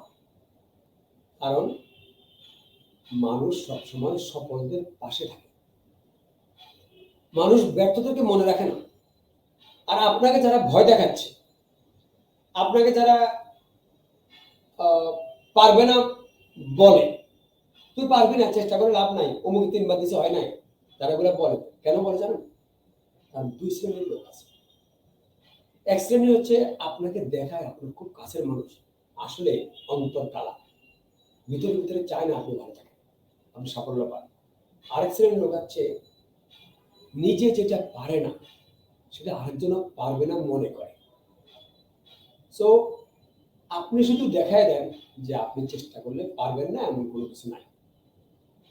দেখেন, এই যাবতীয় যত পরীক্ষা আপনি দিয়েছেন, মেট্রিক একবারে দিয়েছেন, একবারে পাস করেছেন, ইন্টারমিডিয়েট একবার পাস করেছেন, পরীক্ষা কিন্তু একবারে সহজ না, পরীক্ষা সহজ না, আপনার সাথে ফেল করার লোক অনেক আছে। এসএসসি একবারে পাস করেছেন, ইন্টারমিডিয়েট একবারে পাস করেছেন, অনার্স একবারে পাস করেছেন, মাস্টার্স একবারে পাস করেছেন, বিসিএস কেন 2বারে পাস করবেন? সামনে 15 মাস টাইম, কিভাবে ফেল করার চিন্তা করছেন? এই গ্রাউন্ডে আপনি অলওয়েজ বিজয়ী। ক্রিকেটের লাকি গ্রাউন্ড বলতে একটা কথা আছে, লাকি গ্রাউন্ড মানে হচ্ছে এই মাঠে বারবার জিতে। তা আপনিও তো এই মাঠে বারবার জিতছেন, আপনি কেন হারার চিন্তা করছেন? শুধু বিশ্বাসটা রাখেন, আপনি পারবেন। সো ড্রিম থাকতে হবে। নাম্বার 3, প্ল্যান থাকতে হবে। A candidate without a plan is not really a candidate. A businessman without a plan is not really a businessman. আপনি আপনার জীবনে কোনো কাজে প্ল্যান ছাড়া জিততে পারবেন? ইম্পসিবল। অথচ বিসিএস এর মতো একটা কঠিন কম্পিটিশন অ্যাটেন্ড করবেন, ফ্রেন্ডের কথা বই কিনে নিয়ে আসছেন, সবাই কি পড়ে দেখছেন, আরে ভাই সবাই যে ফেল, এটা তো আপনি খেয়াল করছেন না। যে চাকরিতে 98% লোক ফেল করবে, সেখানে সবাইকে দেখে কেন আপনি করছেন? সবাই তো ফেলের কাতারে পড়ে। সুনন্দ পাল একটা ডায়লগ আছে, বিসিএস হচ্ছে এমন একটা পরীক্ষা যেখানে সবাই একদিকে যাচ্ছে, আপনি একটা মাত্র ব্যক্তি অন্যদিকে যাওয়ার বিশ্বাস রাখতে হবে, এটা সঠিক কথা। সুতরাং এখানে সবাই ফ্রেন্ড সার্কেল, আশেপাশে বন্ধু বান্ধব, ম্যাচের বড় ভাই, এই বেটা এমনি এমনি বল, আমি 3বার দিছি না। ভাইয়ের কথাই তো স্পষ্ট মেসেজ দেওয়া আছে, ভাই 3বার দিছে, তুই আমার কথা 4বার দিবি। সুতরাং এই ধরনের কথা ছাড়েন, আপনি নিজে বুঝে পড়াশোনা করেন। নাম্বার 4, সিলেবাস দেখে নয়, সিলেবাস বুঝে করতে হবে, কথাটা মনে রাখবেন। কয়েকদিন আগে একটা জায়গায় আমি জানি বসেছিলাম,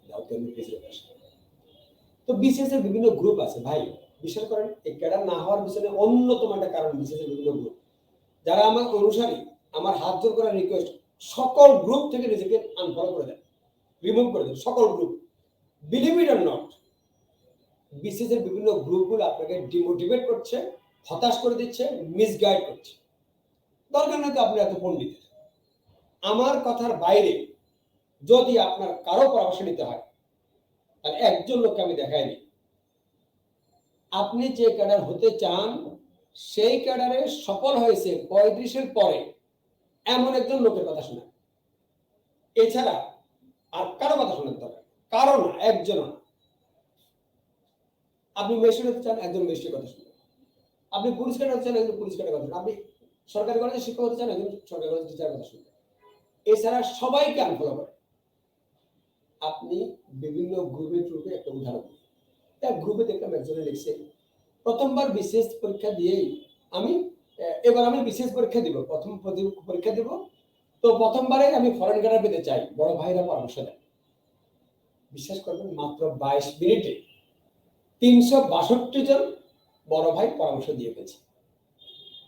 তা আমি যেহেতু বিসিএস নিয়ে কাজ করি, আমার তো একটু আগ্রহ আছে এটা পড়া, আমি ক্লিক করি, করে দেখলাম যে প্রথমেই একজন লিখছে, খুব ভালো চিন্তা, আলহামদুলিল্লাহ, দোয়া থাকলে পড়াশোনা করবেন।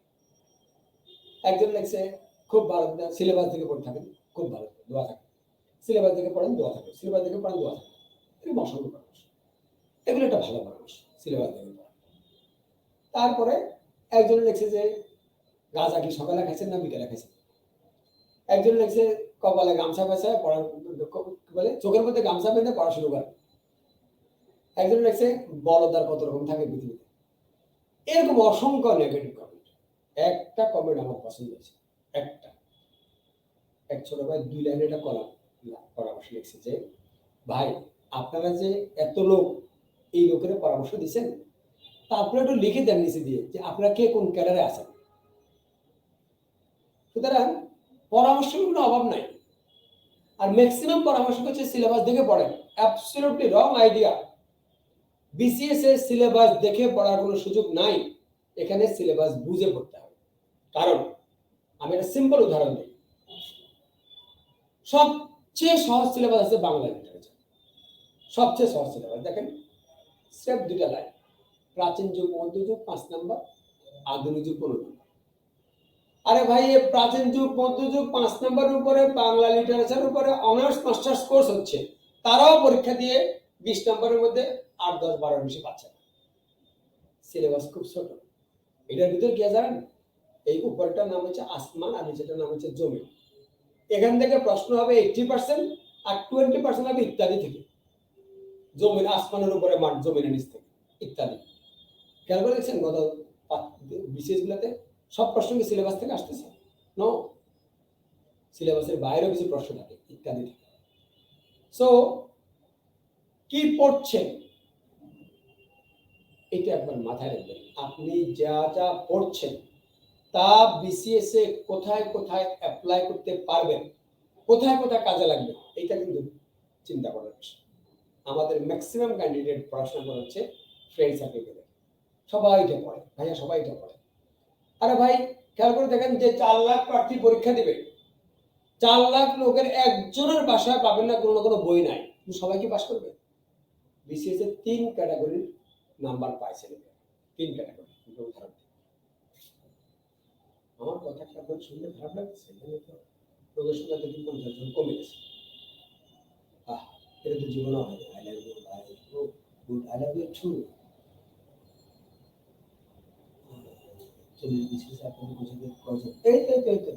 কয়জন যিনি প্রশ্ন করছেন আমি শুরু দিয়ে বক্তব্য শুরুতে দেওয়া আছে দেখবেন, আমি দেখা দিব একটু পরে। আবার এই বক্তব্য শেষ হলে আমি এটার জিপিসি করে স্টার্ট দিয়ে দেব।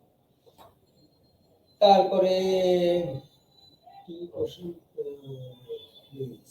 Cost details. কস্ট তো আমি বলবো, কারণ আমি তো কোচিং সেন্টারের মালিক, কিন্তু আমি কোচিং এর ভর্তির জন্য কখনো কোনো প্রার্থীকে অনুপ্রাণিত করিনি। কারণ আমি মনে করি কোচিং এ ভর্তি হওয়া ডাজ নট ম্যাটার। কোচিং কখনোই কমপ্লিট সলিউশন নয়, ইটস এ সাপোর্ট। যে প্রার্থী কোচিং এর সাপোর্ট নিয়ে নিজে বাসায় পড়বে সে প্রার্থী সফল হবে। আমাদের এখান থেকে ভর্তিতে আসবেন, 3 বার ভেবে রাখেন, আমাদের এখানে 70% ক্যান্ডিডেট গ্যারান্টি সহকারে পিলিতে বের করবে, 70%। আর কোন কোন ব্রাঞ্চে 80% বের করবে, শিওর থাকে না। তো এর জন্য আমরা আমাদের ডিসকাউন্টেড ভাবছেন আমাদের এখান থেকে এত ফেল, আমাদের এখানে ভর্তি হয় না, আর কোচিংয়ে যান, সেখানে 90% ফেল করবে, শিওর থাকে। কারণ কি জানেন? কারণ হচ্ছে আমাদের এখানে কারা ফেল করে, পরিষ্কার কথা, যারা পাস করতে চায় না তারা ফেল করে। কারা পাস করে? যারা পাস করতে চায়। আমাদের কোনো ক্রেডিট ইম্পসিবল, কোনো ডিসক্রেডিট ইম্পসিবল। আমি ব্যবসায়ী, ব্যবসা করতে আসছি। আপনি যে টাকা দিয়ে ভর্তি হবেন সে টাকার কিছু টাকা আপনার পিছনে খরচ করবো, আর কিছু টাকা আমি প্রফিট করবো। আমি একটা কোচিং ব্যবসায়ী। সো পাস করবেন আপনার ক্রেডিট, ফেল করবেন আপনার ডিসক্রেডিট, আমাদের কিছু না। কারণ আমি আপনাকে সাপোর্ট দিব, গাইডলাইন দিব। আপনি তো নিশ্চিত গ্যারান্টি দিয়ে বলতে পারেন আমার গাইডলাইন ফলো করবেন। আপনি তো ফলো করবেন ফ্রেন্ডেরটা, বড় ভাইয়েরটা। আমাদের কোচিংয়ে যারা ফেল করে তারা আমাদের গাইডলাইন ফলো করে না, পরিষ্কার। আমি এটা দাবি করে একটা কথা বলছি, আমি যা যা পড়তে বলবো তা যদি আপনি ফলো করেন আপনি পাস করবেন, এটা গ্যারান্টি। আমি গ্যারান্টি কিভাবে গ্যারান্টি জানেন? Money back guarantee. আপনি আমার পরীক্ষাগুলোতে 70% করে নাম্বার তোলেন, যদি আপনি ফেল করেন আপনি যত টাকা দিয়ে ভর্তি হয়েছেন সে টাকা তো ফেরত দেবো, সাথে 2000 টাকা রিক্সা ভাড়া ফেরত। আমি একা কথা বলি না আপনাকে কানে কানে, এই কথা পাবলিক প্লেসে বলছি, এটা ইউটিউবে থাকবে। আমি আবারও বলছি, আপনি আমাদের পরীক্ষাগুলোতে 70% করে নাম্বার তোলার চেষ্টা করেন, 70%। আপনি পাস না করবেন নগদে টাকা ফেরত পাবেন। আমি আবার বলছি রাজু ভাই কমিটেড, মুখে যেটা বলছি এটা কারেক্ট, এটা হবে। সো 3 ক্যাটাগরির নাম্বার ছেলেমেয়েরা পায়।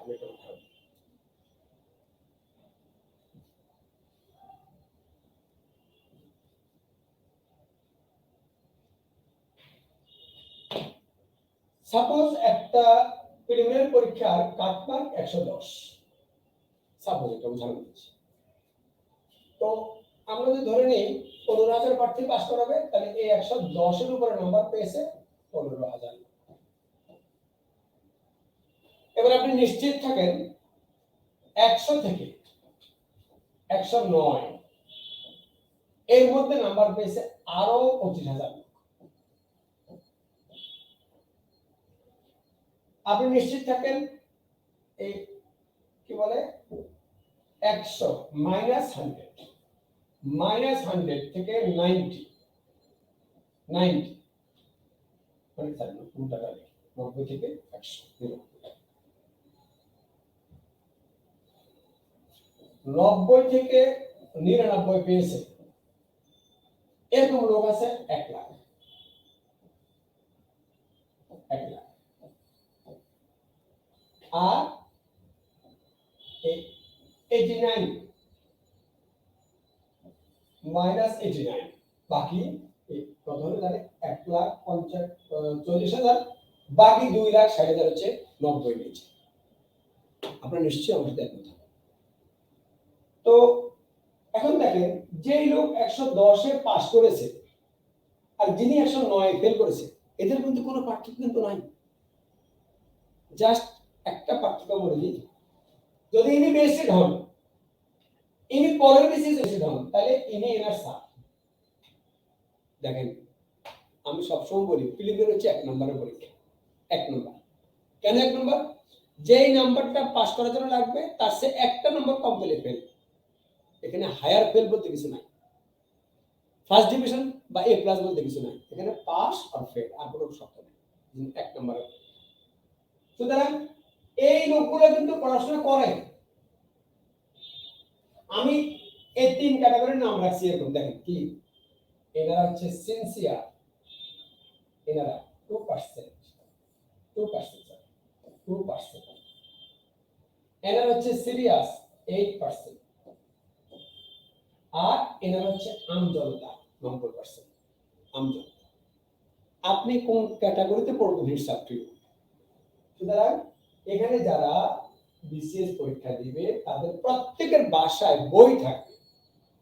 আপনি শিওর থাকেন ওই বইগুলো থেকে সবাই টুকটাক কিছু নাম্বার কিন্তু কমন পাবে, কিন্তু এই নাম্বারটা কারো ক্ষেত্রে কাজে লাগবে, কারো ক্ষেত্রে কাজে লাগবে না। এটা হচ্ছে পার্থক্য। সো 4 নাম্বার আমি কি বললাম যে সিলেবাস দেখে নয়, সিলেবাস বুঝে পড়তে হবে।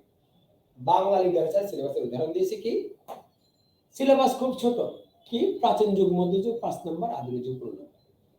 এবার আপনি প্রাচীন যুগ মধ্যযুগের সিলেবাস দেখে পড়া শুরু করে দিয়েছেন। চর্যাপদ 57 অরপশাস্ত্রী, ছোট গল্প জনককে রবীন্দ্রনাথ, পল্লী কবিকে জসীমউদ্দিন, বিদ্রোহী কবিকে নজরুল, নারী জাগরণ কবিকে বেগম রোকেয়া, প্রথম বিদ্রোহীকে মাইকেল মধুসূদন। সবই তো পারেন, সব বইতে আছে।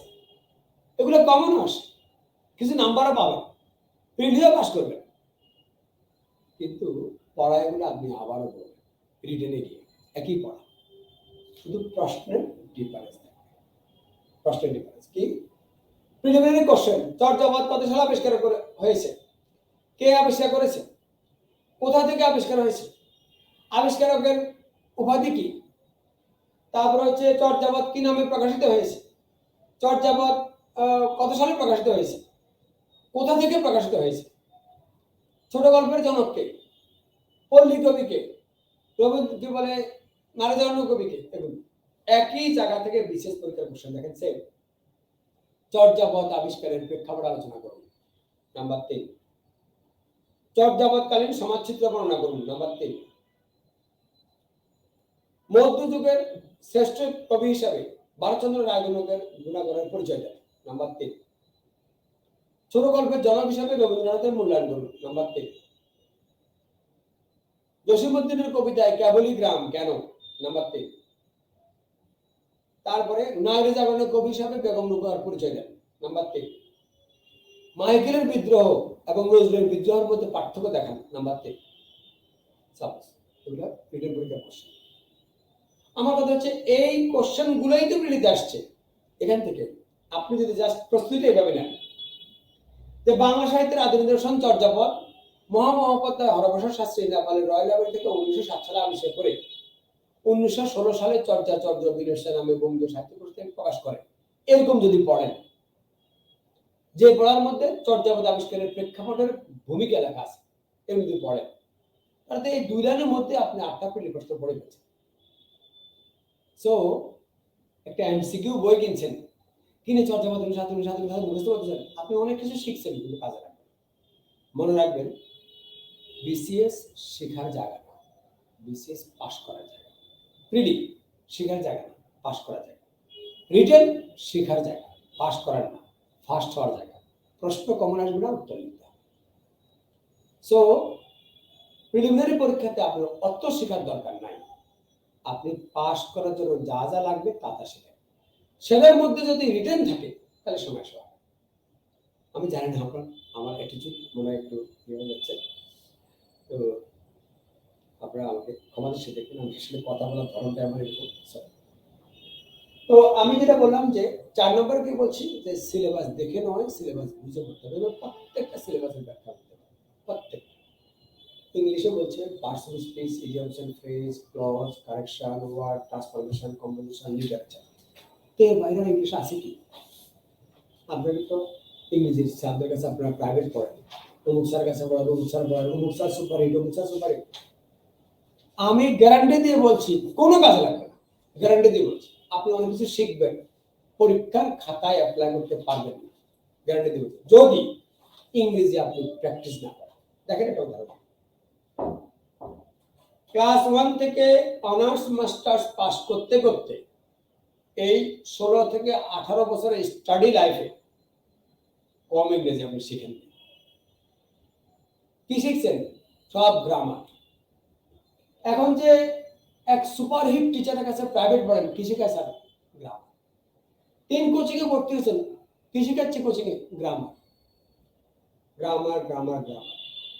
আমি বলছি গ্রামার ইউর পার্সোনালিটি, ভোকাবুলারি হচ্ছে টোটালিটি। ভোকাবুলারি কিন্তু কেউ আপনি শেখাবে। সুতরাং অমুক সুপারহিট টিচারের কাছে ইংরেজি শিখেন, আপনি কিছু ইংরেজি শিখবেন, নো ডাউট, কিন্তু পরীক্ষার খাতায় অ্যাপ্লাই করতে পারবেন শিওর থাকে।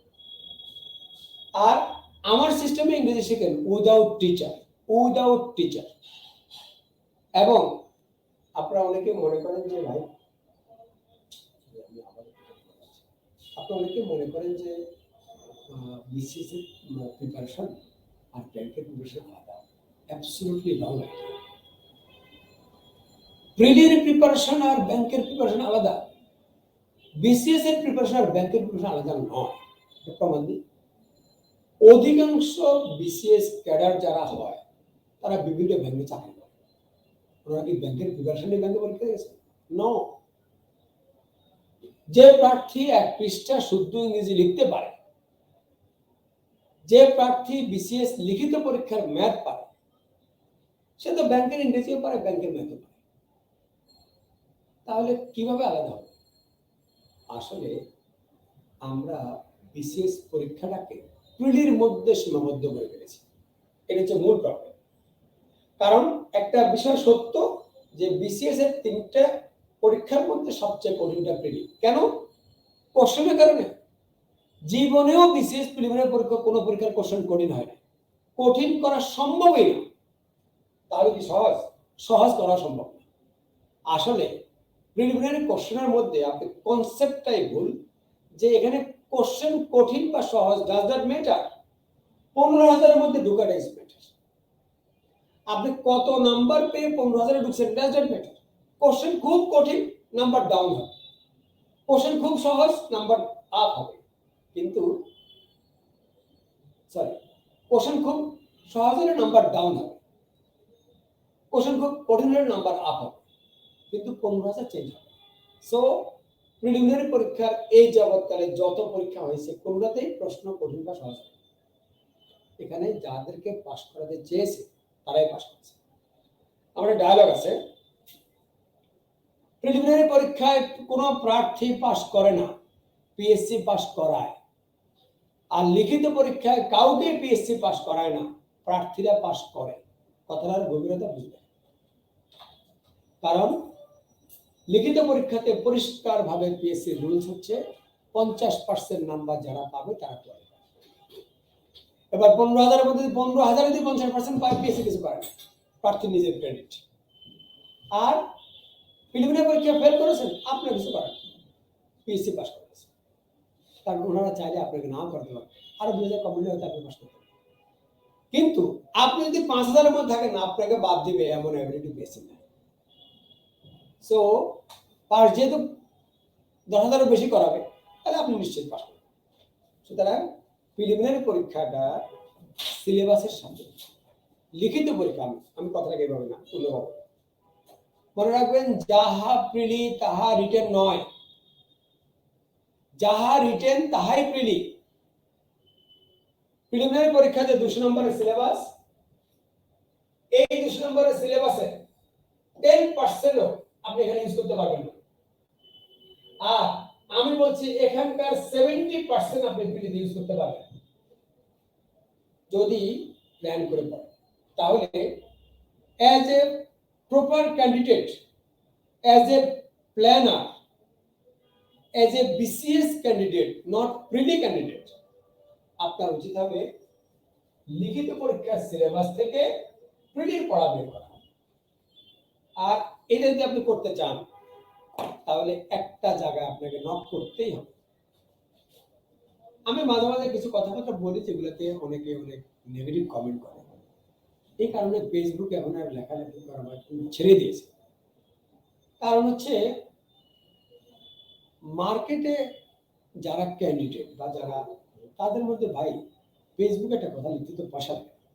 ফেসবুক কর্তৃপক্ষ যদি প্রত্যেকটা ওয়ার্ডে দিলে 10 পয়সা করে নিত, তা দেখতে ফেসবুক স্ট্যাটাসে নাই। তো আমি একটা কথা বলছি যে এই বই না পড়ে যারা প্রিলিমিনারি প্রস্তুতি নেবে, তাদের প্রথমবার ক্যাডার হওয়া তা হবে।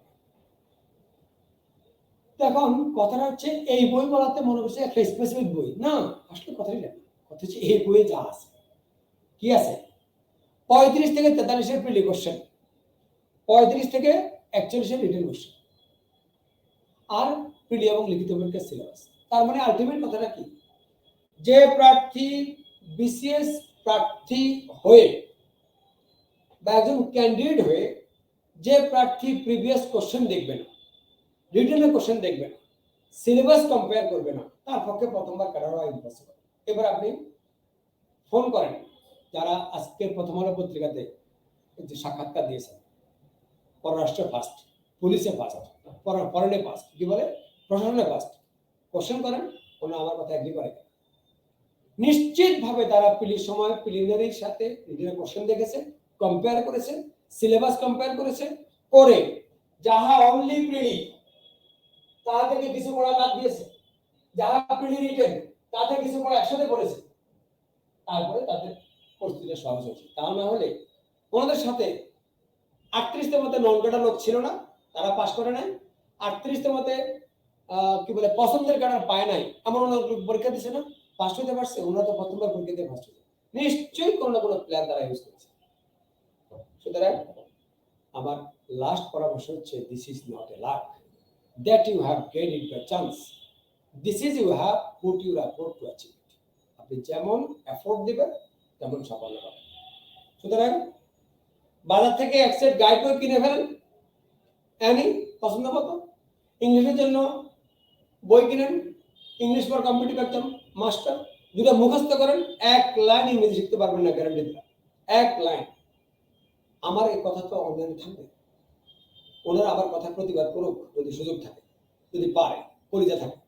আমি বলছি ইংলিশে এত বড় বড় দুটা বই, একটা লাইন ইংরেজি নাই, চ্যালেঞ্জ করুন, বা যে কোনো টিচার চ্যালেঞ্জ করুন, কোন ইংরেজি নাই যে ইংরেজি 200 নম্বরের লিখিত পরীক্ষাতে লিখবে না, এক লাইন। সুতরাং আপনি এক সেট গাইড বই কিনেন, এরকম ইংলিশের এমসিকিউ বই কিনেন, ম্যাথের এমসিকিউ বই কিনেন, একটা এরকম মোটা মোটা বই কিনেন, পড়েন, আপনি পণ্ডিত হবেন। প্রিলিমিনারি পরীক্ষায় 190 পাবেন, আপনি যে ক্যাডার হবেন না, রাজীবের কাছে লিখে রাখবেন, কারণ আপনি ইংলিশে উইক, আপনি ম্যাথে উইক। সো আমরা যারা বিসিএস এর প্রিলিমিনারি পরীক্ষা নিজেকে উইক ভাবি, তারা আসলে প্রিলিতে উইক না, আমরা ইংলিশে উইক। আমি প্রিলিতে উইক না, আমি গণিতে উইক। আমি প্রিলিতে উইক না, আমি টেকনোলজিতে উইক। আমি প্রিলিতে উইক না, আমি বাংলা ব্যাকরণে উইক। এগুলো হচ্ছে বিসিএস এর ফেল করার জায়গা। আর এই প্রত্যেকটা জায়গা থেকে আপনি রিটেনের পড়া থেকে পড়তে পারবেন, প্রত্যেকটা জায়গা থেকে। আমি একটা উদাহরণ দিই। নত্যবিধান, সত্যবিধান, ধ্বনি পরিবর্তন, বর্ণ প্রকরণ, পদ, সমাস, সন্ধি, প্রয়োগ, প্রয়োগ, প্রত্যয়, প্রিলিমিনারি পরীক্ষার সিলেবাস। লিখিত পরীক্ষার সিলেবাস হচ্ছে বানান, বানানের নিয়ম, শব্দ গঠন, পরিভাষা, শুদ্ধিকরণ, বাক্য পরিবর্তন, প্রবাদ প্রবচনের নিজত্ব প্রকাশ। লাস্টের প্রবাদ প্রবচনের নিজত্ব প্রকাশ ছাড়া বাকি যে 5টা টপিক বলছে, বানান, বানানের নিয়ম, শব্দ গঠন, পরিভাষা, শুদ্ধিকরণ, বাক্য পরিবর্তন, কোনটা থেকে প্রিলিতে প্রশ্ন হয়? তাহলে আপনি কে বলছে আপনাকে এই প্রিলিয়ার রিটেনের সিলেবাস আলাদা? আমি দেখছি কনসেপ্ট আলাদা, বুঝার। সো আপনারা যারা প্রস্তুতি নেবেন তারা প্রিলি কি বলে, যাহা প্রিলি তাহা রিটেন নয়, যাহা রিটেন তাহা প্রিলি, এই কনসেপ্ট থেকে প্রিপারেশন নেন। সুতরাং আমি দুইটা বিষয় প্রসঙ্গ কথা বলছি এতক্ষণ পর্যন্ত। একটা হচ্ছে সাফল্য না পাওয়ার কারণ কি, নাম্বার 2 হচ্ছে সাফল্য পেতে হলে কি করতে হবে। এবার আমরা আসি কি পড়বো কি পড়বো না, যেটা পড়বো সেটা কি বলবো পরিষ্কার। আমরা ডিসাইড করে ফেলেছি যে বিসিএস এর কিছু জায়গা আছে ফেল করার জায়গা, কিছু জায়গা আছে ফেল করার সুযোগ নাই। এটা তো আমরা দেখাই 9 নম্বরে লিখিত ইহাই বিসিএস, পরিষ্কার কথা শেষ। ইহাই বিসিএস, আর এটা কোনো বিসিএস পরীক্ষা না, সেটা বিসিএস কোনো সম্পর্ক নাই। আর 200 নম্বরে যেটা ভাইবা, এটা কোনো এক্সাম না, এটা একটা সাক্ষাৎকার, প্রেজেন্টেশন। এখানে সূত্র একটা, আগে দর্শনদারি পরে গুণ বিচার। আর 2 নম্বর আরেকটা সূত্র আমি বের করেছি, সেটা হচ্ছে সঠিক উত্তর না জানলেও সঠিকভাবে উত্তর দেওয়া যায়। তাহলে বিশেষ পরীক্ষা হচ্ছে একটা, এখানে দুটো পার্ট আছে। একটা পার্ট হচ্ছে টাফ, ম্যাক্সিমাম প্রার্থীর জন্য। কি কি? ইংলিশে 200 নম্বর টাফ, এর সাথে যোগ করবেন আরো বাংলা অনুবাদ 15 নম্বর, তারপরে ম্যাথ 50 নম্বর, টেকনোলজি 40 নম্বর, তারপরে আসি বাংলা ব্যাকরণ, বাংলা ব্যাকরণ 30 নম্বর টাফ। এই অংশ হচ্ছে কঠিন। তাহলে কত নম্বর হলো? 215, সরি 290, 305, 335। 335 নম্বর হচ্ছে কঠিন। পরিষ্কার কঠিন। বাংলা থেকে পড়াশোনা করেছেন, অনার্স মাস্টার্স করেছেন, তাও ব্যাকরণ। টেকনোলজি, পদার্থবিজ্ঞান বা একদম ভালো সায়েন্স ব্যাকরণ বা বই টুটি স্টুডেন্ট ছাড়া ম্যাক্সিমাম না। 40তম বিসিএস এর যে টেকনোলজির প্রশ্ন হয়েছে, কম্পিউটার সায়েন্স সুপার 90% লোক আমরা ম্যাথে উইক। আর ইহা আমাদের জাতীয় প্রবলেম, আমরা ম্যাক্সিমাম লোক ম্যাথে উইক। এবার দেখেন সহজ অংশ, বাংলাদেশ অ্যাফেয়ার্স 200 নম্বর। কেউই ফেল করবে না, নাম্বার কম বেশি হতে পারে, গ্যারান্টি দিলাম। কেউ ফেল করেছে এটা কত? ইন্টারন্যাশনাল অ্যাফেয়ার্স 100 নম্বর, নাম্বার কম বেশি হতে পারে, ফেল। তারপরে সাধারণ বিজ্ঞান 60 নম্বর, তারপরে হচ্ছে মেন্টাল অ্যাবিলিটি 50 নম্বর, তারপরে আসেন বাংলা। বাংলা কত নম্বর? 100 কথা কি কত গেল? 45, 155। এই হচ্ছে 565। এই দুটো হচ্ছে বিশেষ পার্ট। নিশ্চিত থাকেন এখানে ফেল করবেন না, কিছু কিছু লিখতে পারবেন। বাংলা লিটারেচারে 2-4 লাইন লিখতে পারবেনই। তারপরে মেন্টাল অ্যাবিলিটি 20-25টা পারবেনই শিওর থাকে। সাধারণ বিজ্ঞানের এখানে 20-30 নাম্বার পারবেনই। ইন্টারন্যাশনাল এখানে 30-40-45 পাবেনই। এখানে 200 নম্বরের মধ্যে 80-90-100 পাবেনই গ্যারান্টি। কেউই এখানে আমি যা নাম্বার বলছি এই নাম্বারের নিচে এই যাবত যারা ফেল হয়ে তারা কেউই পায় না। যদি ফেল করেন তাহলে এখন ভাবছেন ভাইয়া এটাই তো, তাহলে এই অংশটা কি বলে কঠিন কঠিন কঠিন, এটা বিসিএস। আর কে বলছে এটা রিটেন না? কে বলছে রিটেন? এটাই প্রিলি। দেখেন এটাই প্রিলি, দেখেন এখানে 35 নাম্বার। আচ্ছা 35 নাম্বার ভুল, আমরা ভুল হবে 20 নাম্বার। তারপর হচ্ছে এখানে 15 নাম্বার, এখানে 15 নাম্বার, এখানে 15 নাম্বার। এই তিন বর্ণ পদের 20 এর 65। বিশ্বাস করেন এই প্রশ্নটা হলো tough। আর বিশ্বাস করেন এখানে বাকি যে নাম্বারগুলো আছে 135 কোথায় 30, তারপরে ইন্টারন্যাশনাল আছে 20, সাধারণ বিজ্ঞানে 15, মেন্টাল এবিলিটি 15, এনভায়রনমেন্ট জিওগ্রাফি 10, নৈতিকতা মূল্যবোধ 10, বাংলা লিটারেচার 20। এই 135 নাম্বার সহজ। 135 নাম্বার সহজ। আমার লেখাকে দেখা যাচ্ছে না? সহজ মানে কি? তুলনামূলক সহজ। সহজ বলতে বিসিএস কিছু না। তাহলে আমাকে বলেন বিসিএস কঠিন পরীক্ষা? না, বিসিএস কঠিন পরীক্ষা। সহজ পরীক্ষা? না, সহজ পরীক্ষা না। বিসিএস আসলে টেকনিক্যাল পরীক্ষা। যারা এরকম অ্যানালাইসিস করে পড়তে বসবে তারা ওই আপনার আমার মতো বাজার থেকে এক সেট গাইড কিনে আর ইংলিশ ফর কম্পিউটার জন্য পড়বে। তাহলে এই 65 নম্বর একবারে অ্যাবসলিউটলি আপনি এটার সাথে পড়ে ফেলেন, আর এই 150 নম্বরের সাথে পড়েন, কাজটা সহজ হয়ে যায়। সুতরাং আমি আবারও বলছি, যাহা প্রিলিম তাহা রিটেন নয়, যাহা রিটেন তাহাই প্রিলিম। পড়তে পারে। তো আমরা আসি কি কি আমরা পড়বো না সে বিষয়ে আপনারা পরামর্শ দিই। আমার কথা রাখতে মানতে হবে তা কোনো সত্য নয়। আমি একটা কথা বলছি যে যদি কেউ আমার কথা পরিবর্তন করতে চান আমার নাম উঠতে বা আমার পরামর্শ মানবেন না, ওকে ঠিক দেন, আমি আপনার আমার পরামর্শ পছন্দ হয় না, হতে পারে আরেকটা লোক আসতে পরামর্শ নেন, আমরা কিন্তু শুধু আমার একটা পরামর্শ থাকবে, সেটা হচ্ছে যে লোকের আসতে পরামর্শ নেবেন তিনি যেন আপনার ক্যাডারে চাকরি পাওয়ার লোক হয়, মানে আপনি যে ক্যাডার হতে চান সে ক্যাডারে সফল একজন ব্যক্তি হয়। উনি যদি আমার সব কথা চেঞ্জ করে দেয়, বিশ্বাস করেন আমি মাথা পেতে নিই, কিন্তু আই বিলিভ একটা ওয়ার্ডও চেঞ্জ করতে পারে। সো আমার পরামর্শ হচ্ছে আর কি কি পড়বেন না সেটাকে আমরা পড়ে গেলি। আমি বলছি 1.5 ঘন্টা কথা বলবো, বলছি এমনটা অলরেডি 1 ঘন্টা 32 মিনিট হয়ে গেছে, কথা বেশি হবে। আগে আসে আমরা কি কি পড়বো। নাম্বার 1, আমরা ইংলিশের কোনো এমসিকিউ বই পড়বো না। পরিষ্কার কথা, কেন? কারণ হচ্ছে যদি বলে কেউ একটা ওয়ার্ড কেন পড়বেন না, কারণ এখানে বিসিএস এর 1 নম্বর কি আছে, প্রিলিতে কিছু প্রশ্ন কমন পাবেন। কত? ওই যে দুটো বই নাম বললাম মুখস্থ করেন 12-13 বার, এর বেশি পাবেন। কেন আপনি এটা পড়বেন? আপনি এইটা না পড়ে আগামী 1 বছরে আমার কৌশলে ইংরেজি লেখা শিখেন, বিশ্বাস করেন তাতেও দরকার। একটা উদাহরণ দিই কিভাবে, দেখি আপনি আমাকে বলেন, আপনি যদি আগামী 1 বছর চেষ্টা করে স্রেফ যে কোনো আননোন টপিক থেকে 1 পৃষ্ঠা শুদ্ধ ইংরেজি লেখা শিখতে পারেন। শুদ্ধ ইংরেজি মানে কি? স্পেলিং মিস্টেক হয়নি এবং গ্রামাটিক্যাল কোনো মিস্টেক হয়নি, মানে 1 পৃষ্ঠা টিচার হাত দিতে পারেন। তাহলে বিলিভ করেন আপনি কি কি পারেন? এবার আপনি ওয়ার্ড পারেন, আপনি গ্রামার পারেন। তো বিসিএস প্রিলিমিনারি পরীক্ষায় দেখেন কি আছে, ভোকাবুলারি এবং গ্রামার। এটি 20 নম্বরের ল্যাঙ্গুয়েজ পার্ট, 8 থেকে 10 নম্বর গ্রামার, 10 থেকে 12 নম্বর ভোকাবুলারি। আপনি পারেন। আর এই 20 নম্বরের মধ্যে 8-10 আপনি এমনিতেই পারবেন যদি আপনি 1 পৃষ্ঠা লিখতে পারেন। কিন্তু যদি আপনি এই বই মুখস্থ করেন তাহলে আপনি 12 পাবেন বা 13 পাবেন, কিন্তু আপনি আবারও উইক। তাহলে আমার সাথে মনে মনে বলেন, আপনি তো আমি তো শুনবেন না, আমি প্রিলিতে উইক নয়, আমি ইংলিশে উইক।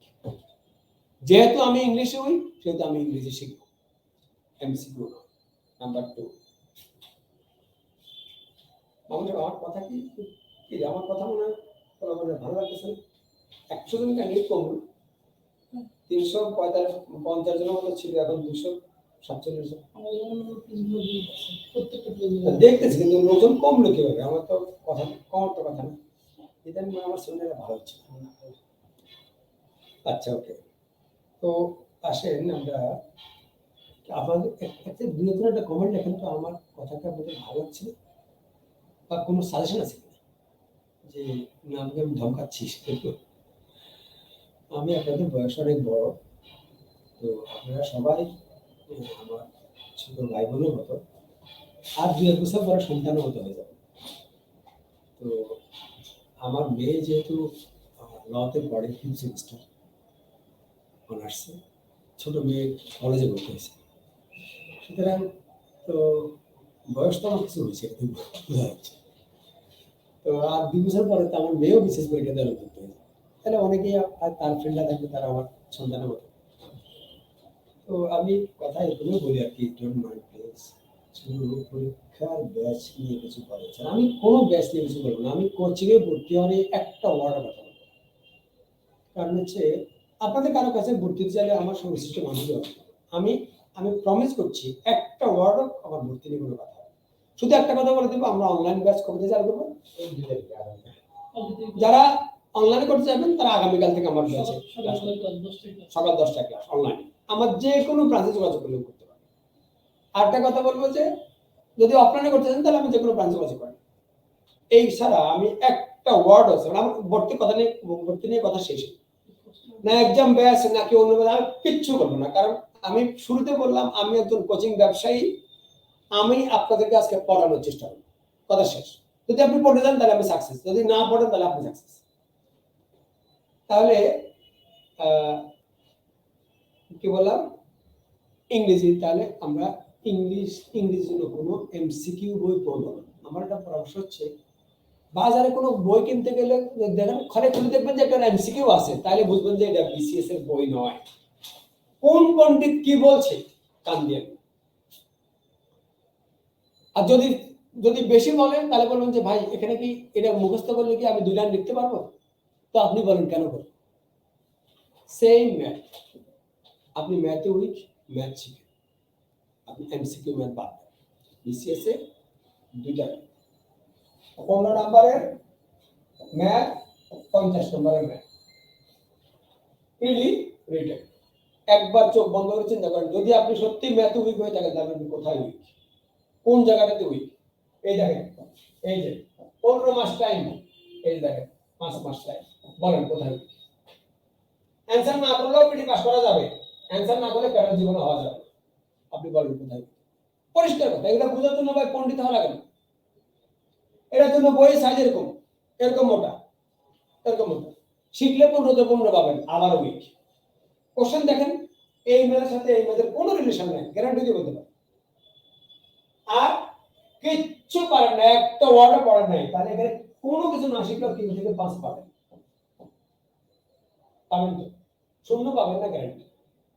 আর এখানে কিছু শিখে যান নাই, 5 থেকে 10 পাবেন।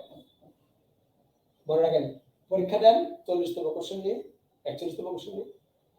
সুতরাং আমি প্রিলিতে উইক নয়, আমি গণিত উইক। যেহেতু আমি গণিত উইক, আমি গণিত শিখবো, কথা শেষ, নো এমসিকিউ। তাহলে 15 মাস টাইম হাতে।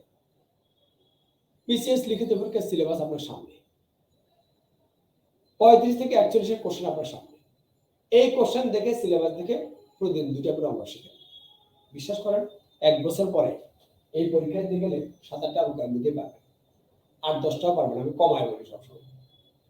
তাহলে আপনি ইংরেজি দাগাবেন না, চিন্তা করলেন 7-8 নম্বর পাবেন, ম্যাথ দাগাবেন না, 7-8 নম্বর পাবেন।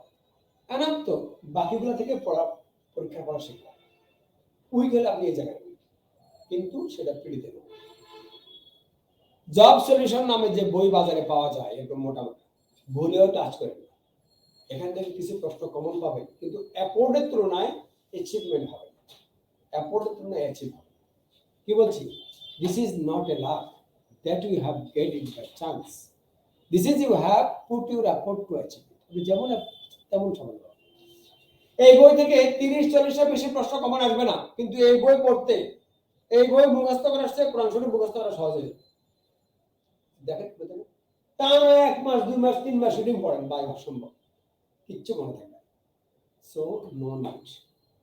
প্রশ্ন যদি পড়তে চান তাহলে স্রেফ বিগত 5 বছরের পিএসসি সব কোশ্চেন একবার রিডিং পড়েন, আর বিসিএস এর 35 থেকে 43 কোশ্চেনগুলো রিডিং করেন। রিডিংয়ের কোশ্চেনগুলো পড়েন, সিলেবাসটা বুঝতে। Number 4, no digest. ডাইজেস্ট সে পড়বে যার সকল পড়া কমপ্লিট।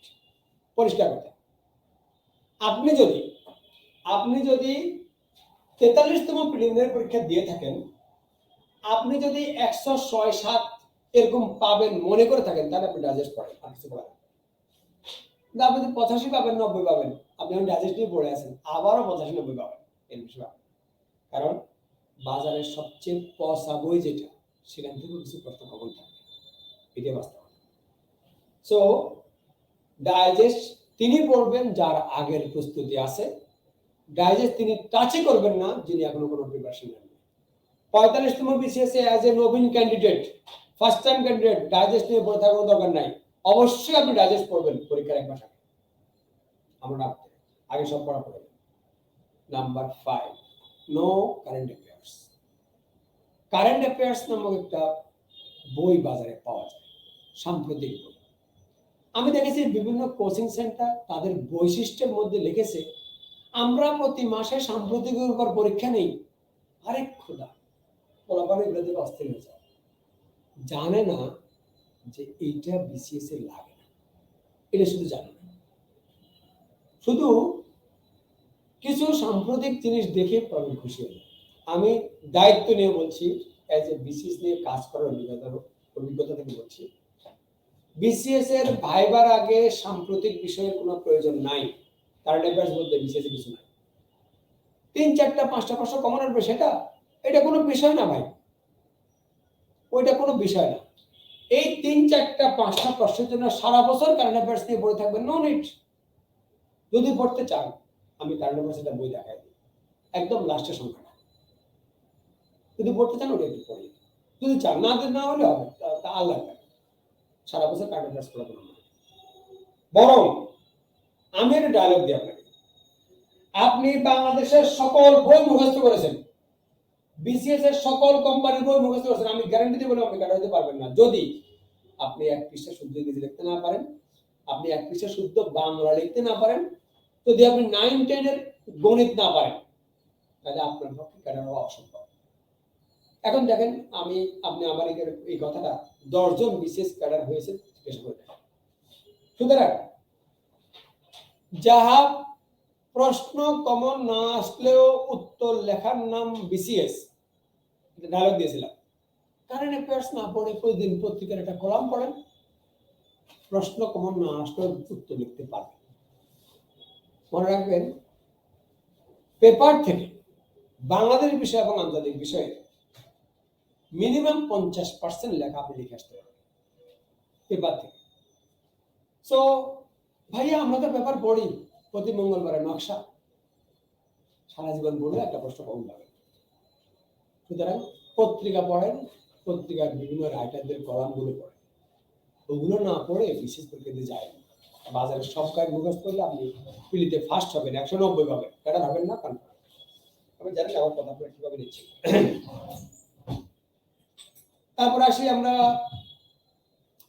6 নম্বর, আরেকটা বই আমরা টাচ করবো না, তার নাম ভোকাবুলারি। এই কথাটা বললে অনেকেই ভুল বুঝতে পারে, কি বলে ভোকাবুলারির মতো একটা ইম্পর্টেন্ট বই পড়বো না, পড়িয়ে না। কারণ ভোকাবুলারির বাজার থেকে বই কিনে ভোকাবুলারি শিখে সেটা বিসিএস এ অ্যাপ্লাই করতে পারবেন, এটা রাজু ভাইয়ের বিশ্বাস হয় না। কেন একটা উদাহরণ, আপনি প্রিলিমিনারি পরীক্ষা দিবেন, হাতে 15 মাস টাইম বা 12 মাস টাইম, 1 বছর টাইম। তো বাজার থেকে একটা ভোকাবুলারি বই কিনছেন, এসএস বই খুলে দেখছেন যে লেখা এ দিয়ে ওয়ার্ড আছে 600 টাকা। সাপোজ একটা উদাহরণ দিই, কারণ ডেলি কয়টা করে শিখবেন? ডেলি 5টা। বড় ভাই বলছে ডেলি 500 করে ভোকাবুলারি মুখস্থ করতে, শিখলেন 5টা, কয় মাস লাগবে? বরাবর 4 মাস না, তাহলে 5টা, তারপরে 10টা করে শিখেন, কয় মাস লাগবে? 2 মাস। ডেলি 10টা করে শিখলে মাসে 300 টাকা, তাহলে আছে 600 টাকা, 2 মাস লাগবে। তো এই এপ্রিল মে এ, বি তে জুন জুলাই, তাহলে A B C D E F 45তম বিসিএস শেষ। G H I J K L M N 46 শেষ। তাহলে 10টা করে শিখতেছেন। এই বই যখন শেষ হবে তখন 47তম বিসিএস চলে। তখন শেষ হয়েছে, যাক তাও শেষ হলো। এবার ভোকাবুলারি পারেন, আস্তে আস্তে এইটা ও তো ওদিনে আবার এ বি সি ডি সব খাই ফেলছে। পরে না, আমার কথা সত্য হলো, এটা হচ্ছে দিস ইজ, আমরা দিস ইজ রং ওয়ে, এটা হচ্ছে ভুল সিস্টেম। ভোকাবুলারি মুখস্থ করে কেউ সেটা অ্যাপ্লাই করতে পারবে না যদি সে সেটা ইউজ না করে। আমার সিস্টেমে ভোকাবুলারি শিখেন, 10 দিনে একটা করে শিখেন, 1 বছর পরে আপনার জীবনে ক্যাডার হওয়ার জন্য যা ভোকাবুলারি লাগবে সব অটোমেটিক হয়ে যাবে। এটা উদাহরণ দিই, ছোটবেলায় আমরা একটা খেলা খেলতাম, বন্ধু একটা মুড়িকে 16 বার গুণ দিয়ে খাইতে পারবা? একটা মুড়িকে 16 বার গুণ দিয়ে খাইতে পারবা? হ্যাঁ পারবো না, মুড়ি একটা রয়েছে, কিন্তু না, একটা মুড়িকে 16 বার গুণ দিলে 1 বস্তা হয়ে যাবে। কি বলছেন? এক একে 2টা, 2 দুগুণে 4টা, 4 4 16টা, 16 গুণ দিলে 156টা, এবার আর পারে না। 4 নম্বরে গেলে দেখবেন এতগুলো হয়ে গেছে। সুতরাং গাণিতিক হারে বাড়াতে হবে ভোকাবুলারি।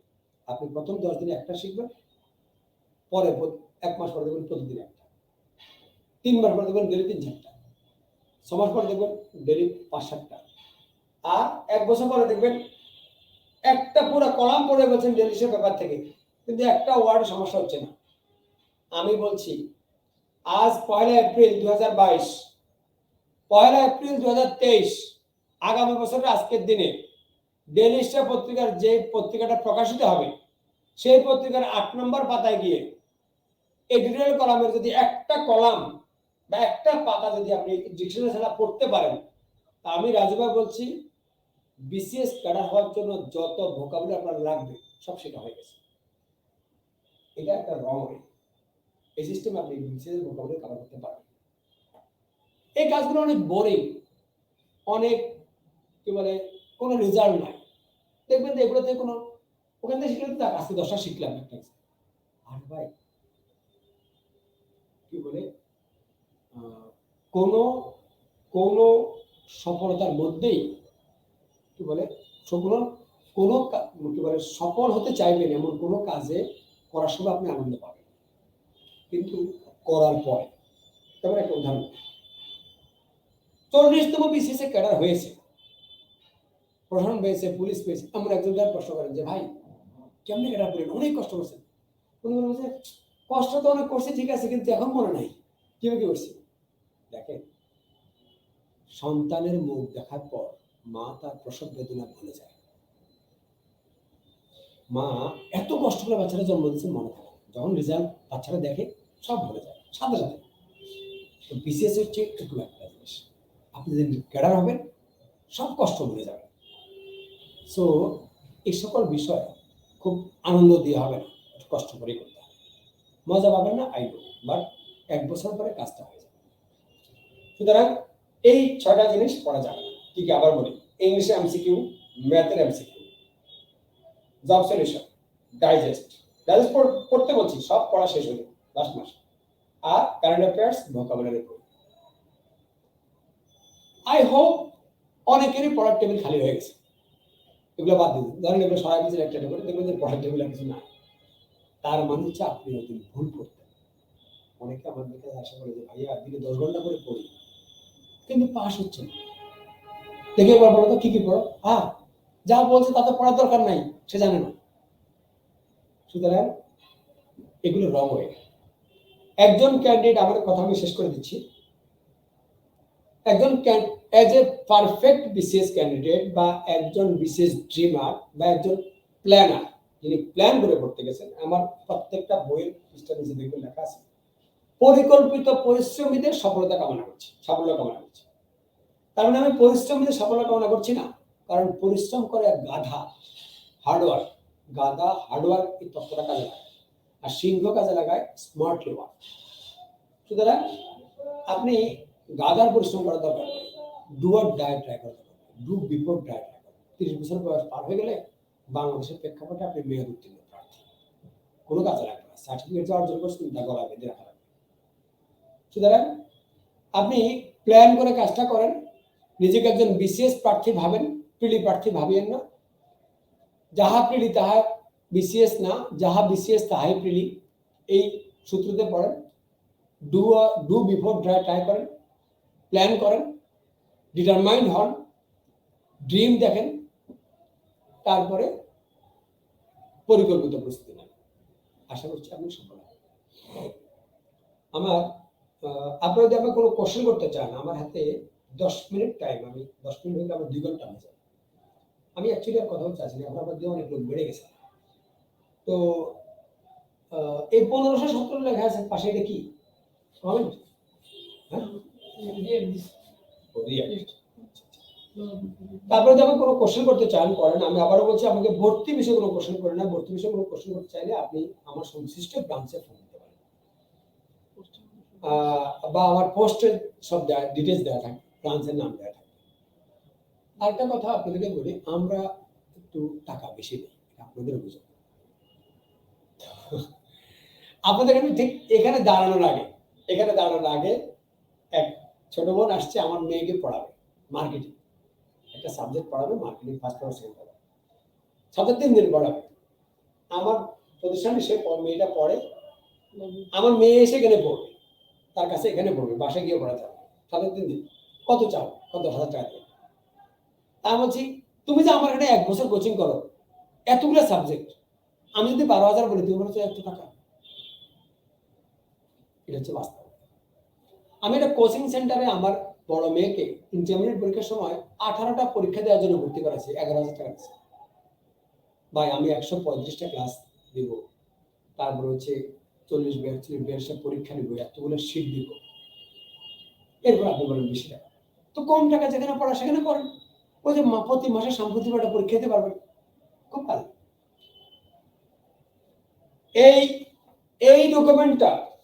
এই ডকুমেন্টটা বাংলাদেশের কোন কোচিং সেন্টার যদি এইভাবে দেখাইতে পারে, রাজভাই ফ্রি পড়াবে। এই যে অ্যাডমিট কার্ডের লিস্ট, এরকম লম্বা লাইন যদি অ্যাডমিট কার্ড দেখাইতে পারে, লম্বা লাইন সব অ্যাডমিট দেখাইতে পারে। আমি আবারও বলছি, ডকুমেন্ট ছাড়া আমি কথা বলি না। ডকুমেন্ট ছাড়া কথা বলে গতকালকে ন্যাশনাল মারিতাম, আলহামদুলিল্লাহ আমাদের 1393 বছর হয়েছে। রাজীব ভাই যা বলবে ডকুমেন্ট,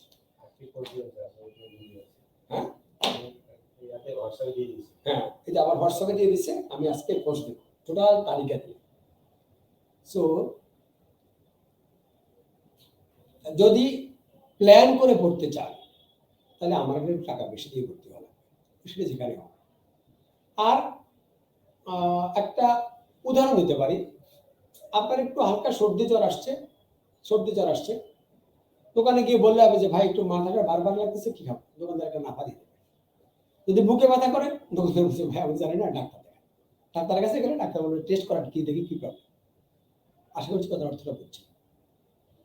সুতরাং যেহেতু আমি একটা বিষয়ে কাজ করি, কনফিডেন্সের 3টা বৈশিষ্ট্য আছে, 3টা। নাম্বার 1, কনফিডেন্সের মালিক, কমিটেড। নাম্বার 2, অনেস্ট ব্যবসায়ী। Number 3, only for BCS, only BCS. আমি চাইলে কনফিডেন্সের গুগল কাজে লাগিয়ে নিবন্ধন কোচিং করাতে পারতাম, ব্যাংকের কোচিং করাতে পারতাম, কিছু ছেলে মেয়ে পাইতাম। সপ্তাহে 4 দিন ক্লাস হয়, বাকি 3 দিন ক্লাসরুম ফাঁকা থাকে, এসি কারেন্ট বিল দিতে হয়, তারপরে হচ্ছে বাড়ি ভাড়া দিতে হয়। আমি চাইলে ওই জায়গায় ব্যাংকের কোচিং করে আরো কিছু টাকা কামাতে পারতাম। কিন্তু আমি বিলিভ করি, কোনো মানুষের পক্ষে একাধিক বিষয়ে এক্সপার্ট হওয়া পসিবল না। কোনো মানুষ একাধিক সাবজেক্টে পড়ে যেতে পারে না। সো আমি অনলি বিসিএস কোচিং করাই। সুতরাং আমার এখানে আসলে টাকা বেশি লাগবে। আপনি ভর্তি না হলে তো আমার কোনো ইনকাম নাই। ধরেন আমার কোনো একটা ব্রাঞ্চে আজকে একটাও ভর্তি নাই, তাহলে আমার কোনো ইনকাম নাই। কিন্তু যদি আমি ব্যাংকে কোচিং করাতাম, তাহলে বিসিএস এ নাই ব্যাংকের একজন আসতো। স্পোকেন করাতাম, তাহলে স্পোকেন একজন ভর্তি হতো। একাডেমিক করতাম, একাডেমিক হতো। কিছু না কিছু গুগল তো আমার আছে। তো আমি এটাকে এক জায়গায় ইউজ করতে চাই, কারণ আমি একটা বিষয়ে বিশ্ব করতে চাই। জানি না আমি কতটা এই বিষয়ে শিখছি, বা আমি এখনো শিখতেছি, অলওয়েজ। একটা কথা মনে রাখবেন, যারা বিসিএস এর সেমিনার নেয় তাদের মধ্যে সবচেয়ে আমি কম যোগ্য, সবচেয়ে কম পড়াশোনা আমি জানি। আমি কোনোদিন বিসিএস পরীক্ষা দেওয়ার অভিজ্ঞতা রাখি না, কোনোদিন পরীক্ষা দিই না। তারপরে আলহামদুলিল্লাহ আপনাদের দোয়ায় আমার প্রতিষ্ঠানে যা স্টুডেন্ট সব কোচিং একত্রগুলো তা হবে ইনশাআল্লাহ। সো ভালো থাকবেন। আচ্ছা, আপনাদের কোনো কোশ্চেন থাকলে আচ্ছা দেখি। একজন লেখছেন কি অনার্স 4th ইয়ারের নেক্সট মান্থে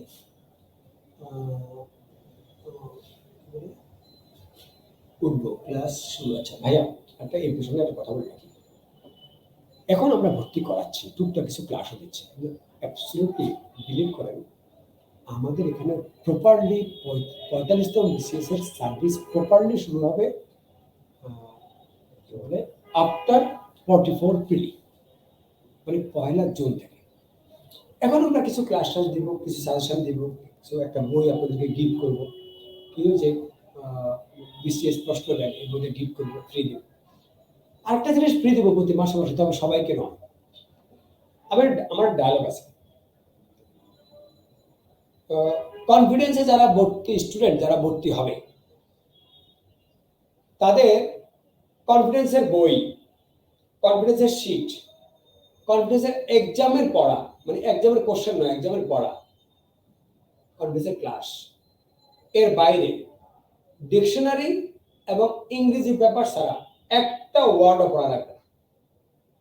দায়িত্ব আমার কি, আমি যা রেফার করব তা পড়ে আপনি পরীক্ষা দিয়ে 70% নাম্বার পাবেন, পাস না করে টাকা ফেরত দিয়ে যাবেন। আমি এটাও বিশ্বাস করি এই টাইপের কথা বলার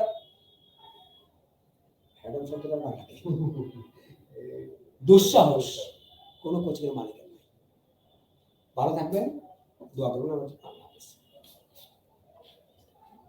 আচ্ছা সরি, একটা বিষয় একটু বলার আগে বলে রাখি, আমার বর্তমানে 2টা ফেসবুক, একটা আইডি একটা পেজ। আমার নামে বেলাল আহমেদ রাজু, বেলাল আহমেদ, বেলাল রাজু, বহু আইডি আছে, অল আর ফেক। আমার 2টা পেজ, একটা আইডি নাম হচ্ছে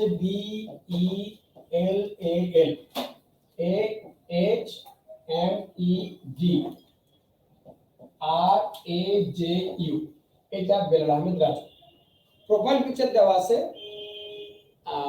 আমার এবং আমার ছেলের একটা ছবি, এভাবে। এটা হচ্ছে আমার রিয়েল আইডি। আর এইটার সাথে সামনে একটা হাইফেন দিয়ে এভাবে লেখা আছে কনফিডেন্স, CONFIDENCE, কনফিডেন্স। এই বেলাল আহমেদ রাজু হাইফেন দিয়ে কনফিডেন্স, এটা আমার পেজ। আমার অফিসের একটা কপি খাচ্ছি, এটা ছবি দেওয়া আছে অফিসের কোড পড়া। এই 2টা ছাড়া সকল আইডি ফেক। সুতরাং যারা আমাকে ফলো করছেন বা আমার লেখাটা করছেন তারা এই জায়গায় লাইক দিতে পারেন, লাইক পেয়েছে, আর আমার আইডি রিকোয়েস্ট করতে পারেন। তবে আমি 2-3 হাজার রিকোয়েস্ট পেন্ডিং আছে, আমি সময় সুযোগ পেলে পেজে ফলো করতে পারেন। সময় সুযোগ পেলে আমি অ্যাকসেপ্ট করার চেষ্টা করব। এখনো রিকোয়েস্ট পাঠানোর সুযোগ আছে, কারণ যেহেতু আইডিটা আমি 2 মাস আগে খুলছি। এর আগে আমার সবগুলো আইডি, আমি গত 2 বছর করোনার মধ্যে ফেসবুক ইউজ করিনি। তো ভালো থাকবেন, আমার কথা যদি ভালো লাগা থেকে দোয়া করবেন। আর আমি তো ডমিনেট করে কথা বলি অলওয়েজ, বড় ভাই হিসেবে বলি, কোনো ভুল ত্রুটি ক্ষমা প্রার্থী। আল্লাহ হাফেজ, এবং আমার লাইভটা সবাই শেয়ার করে দিবেন। তারপরে থ্যাংক ইউ, ধন্যবাদ সবাই আমার অনুষ্ঠানে অংশগ্রহণ করার জন্য।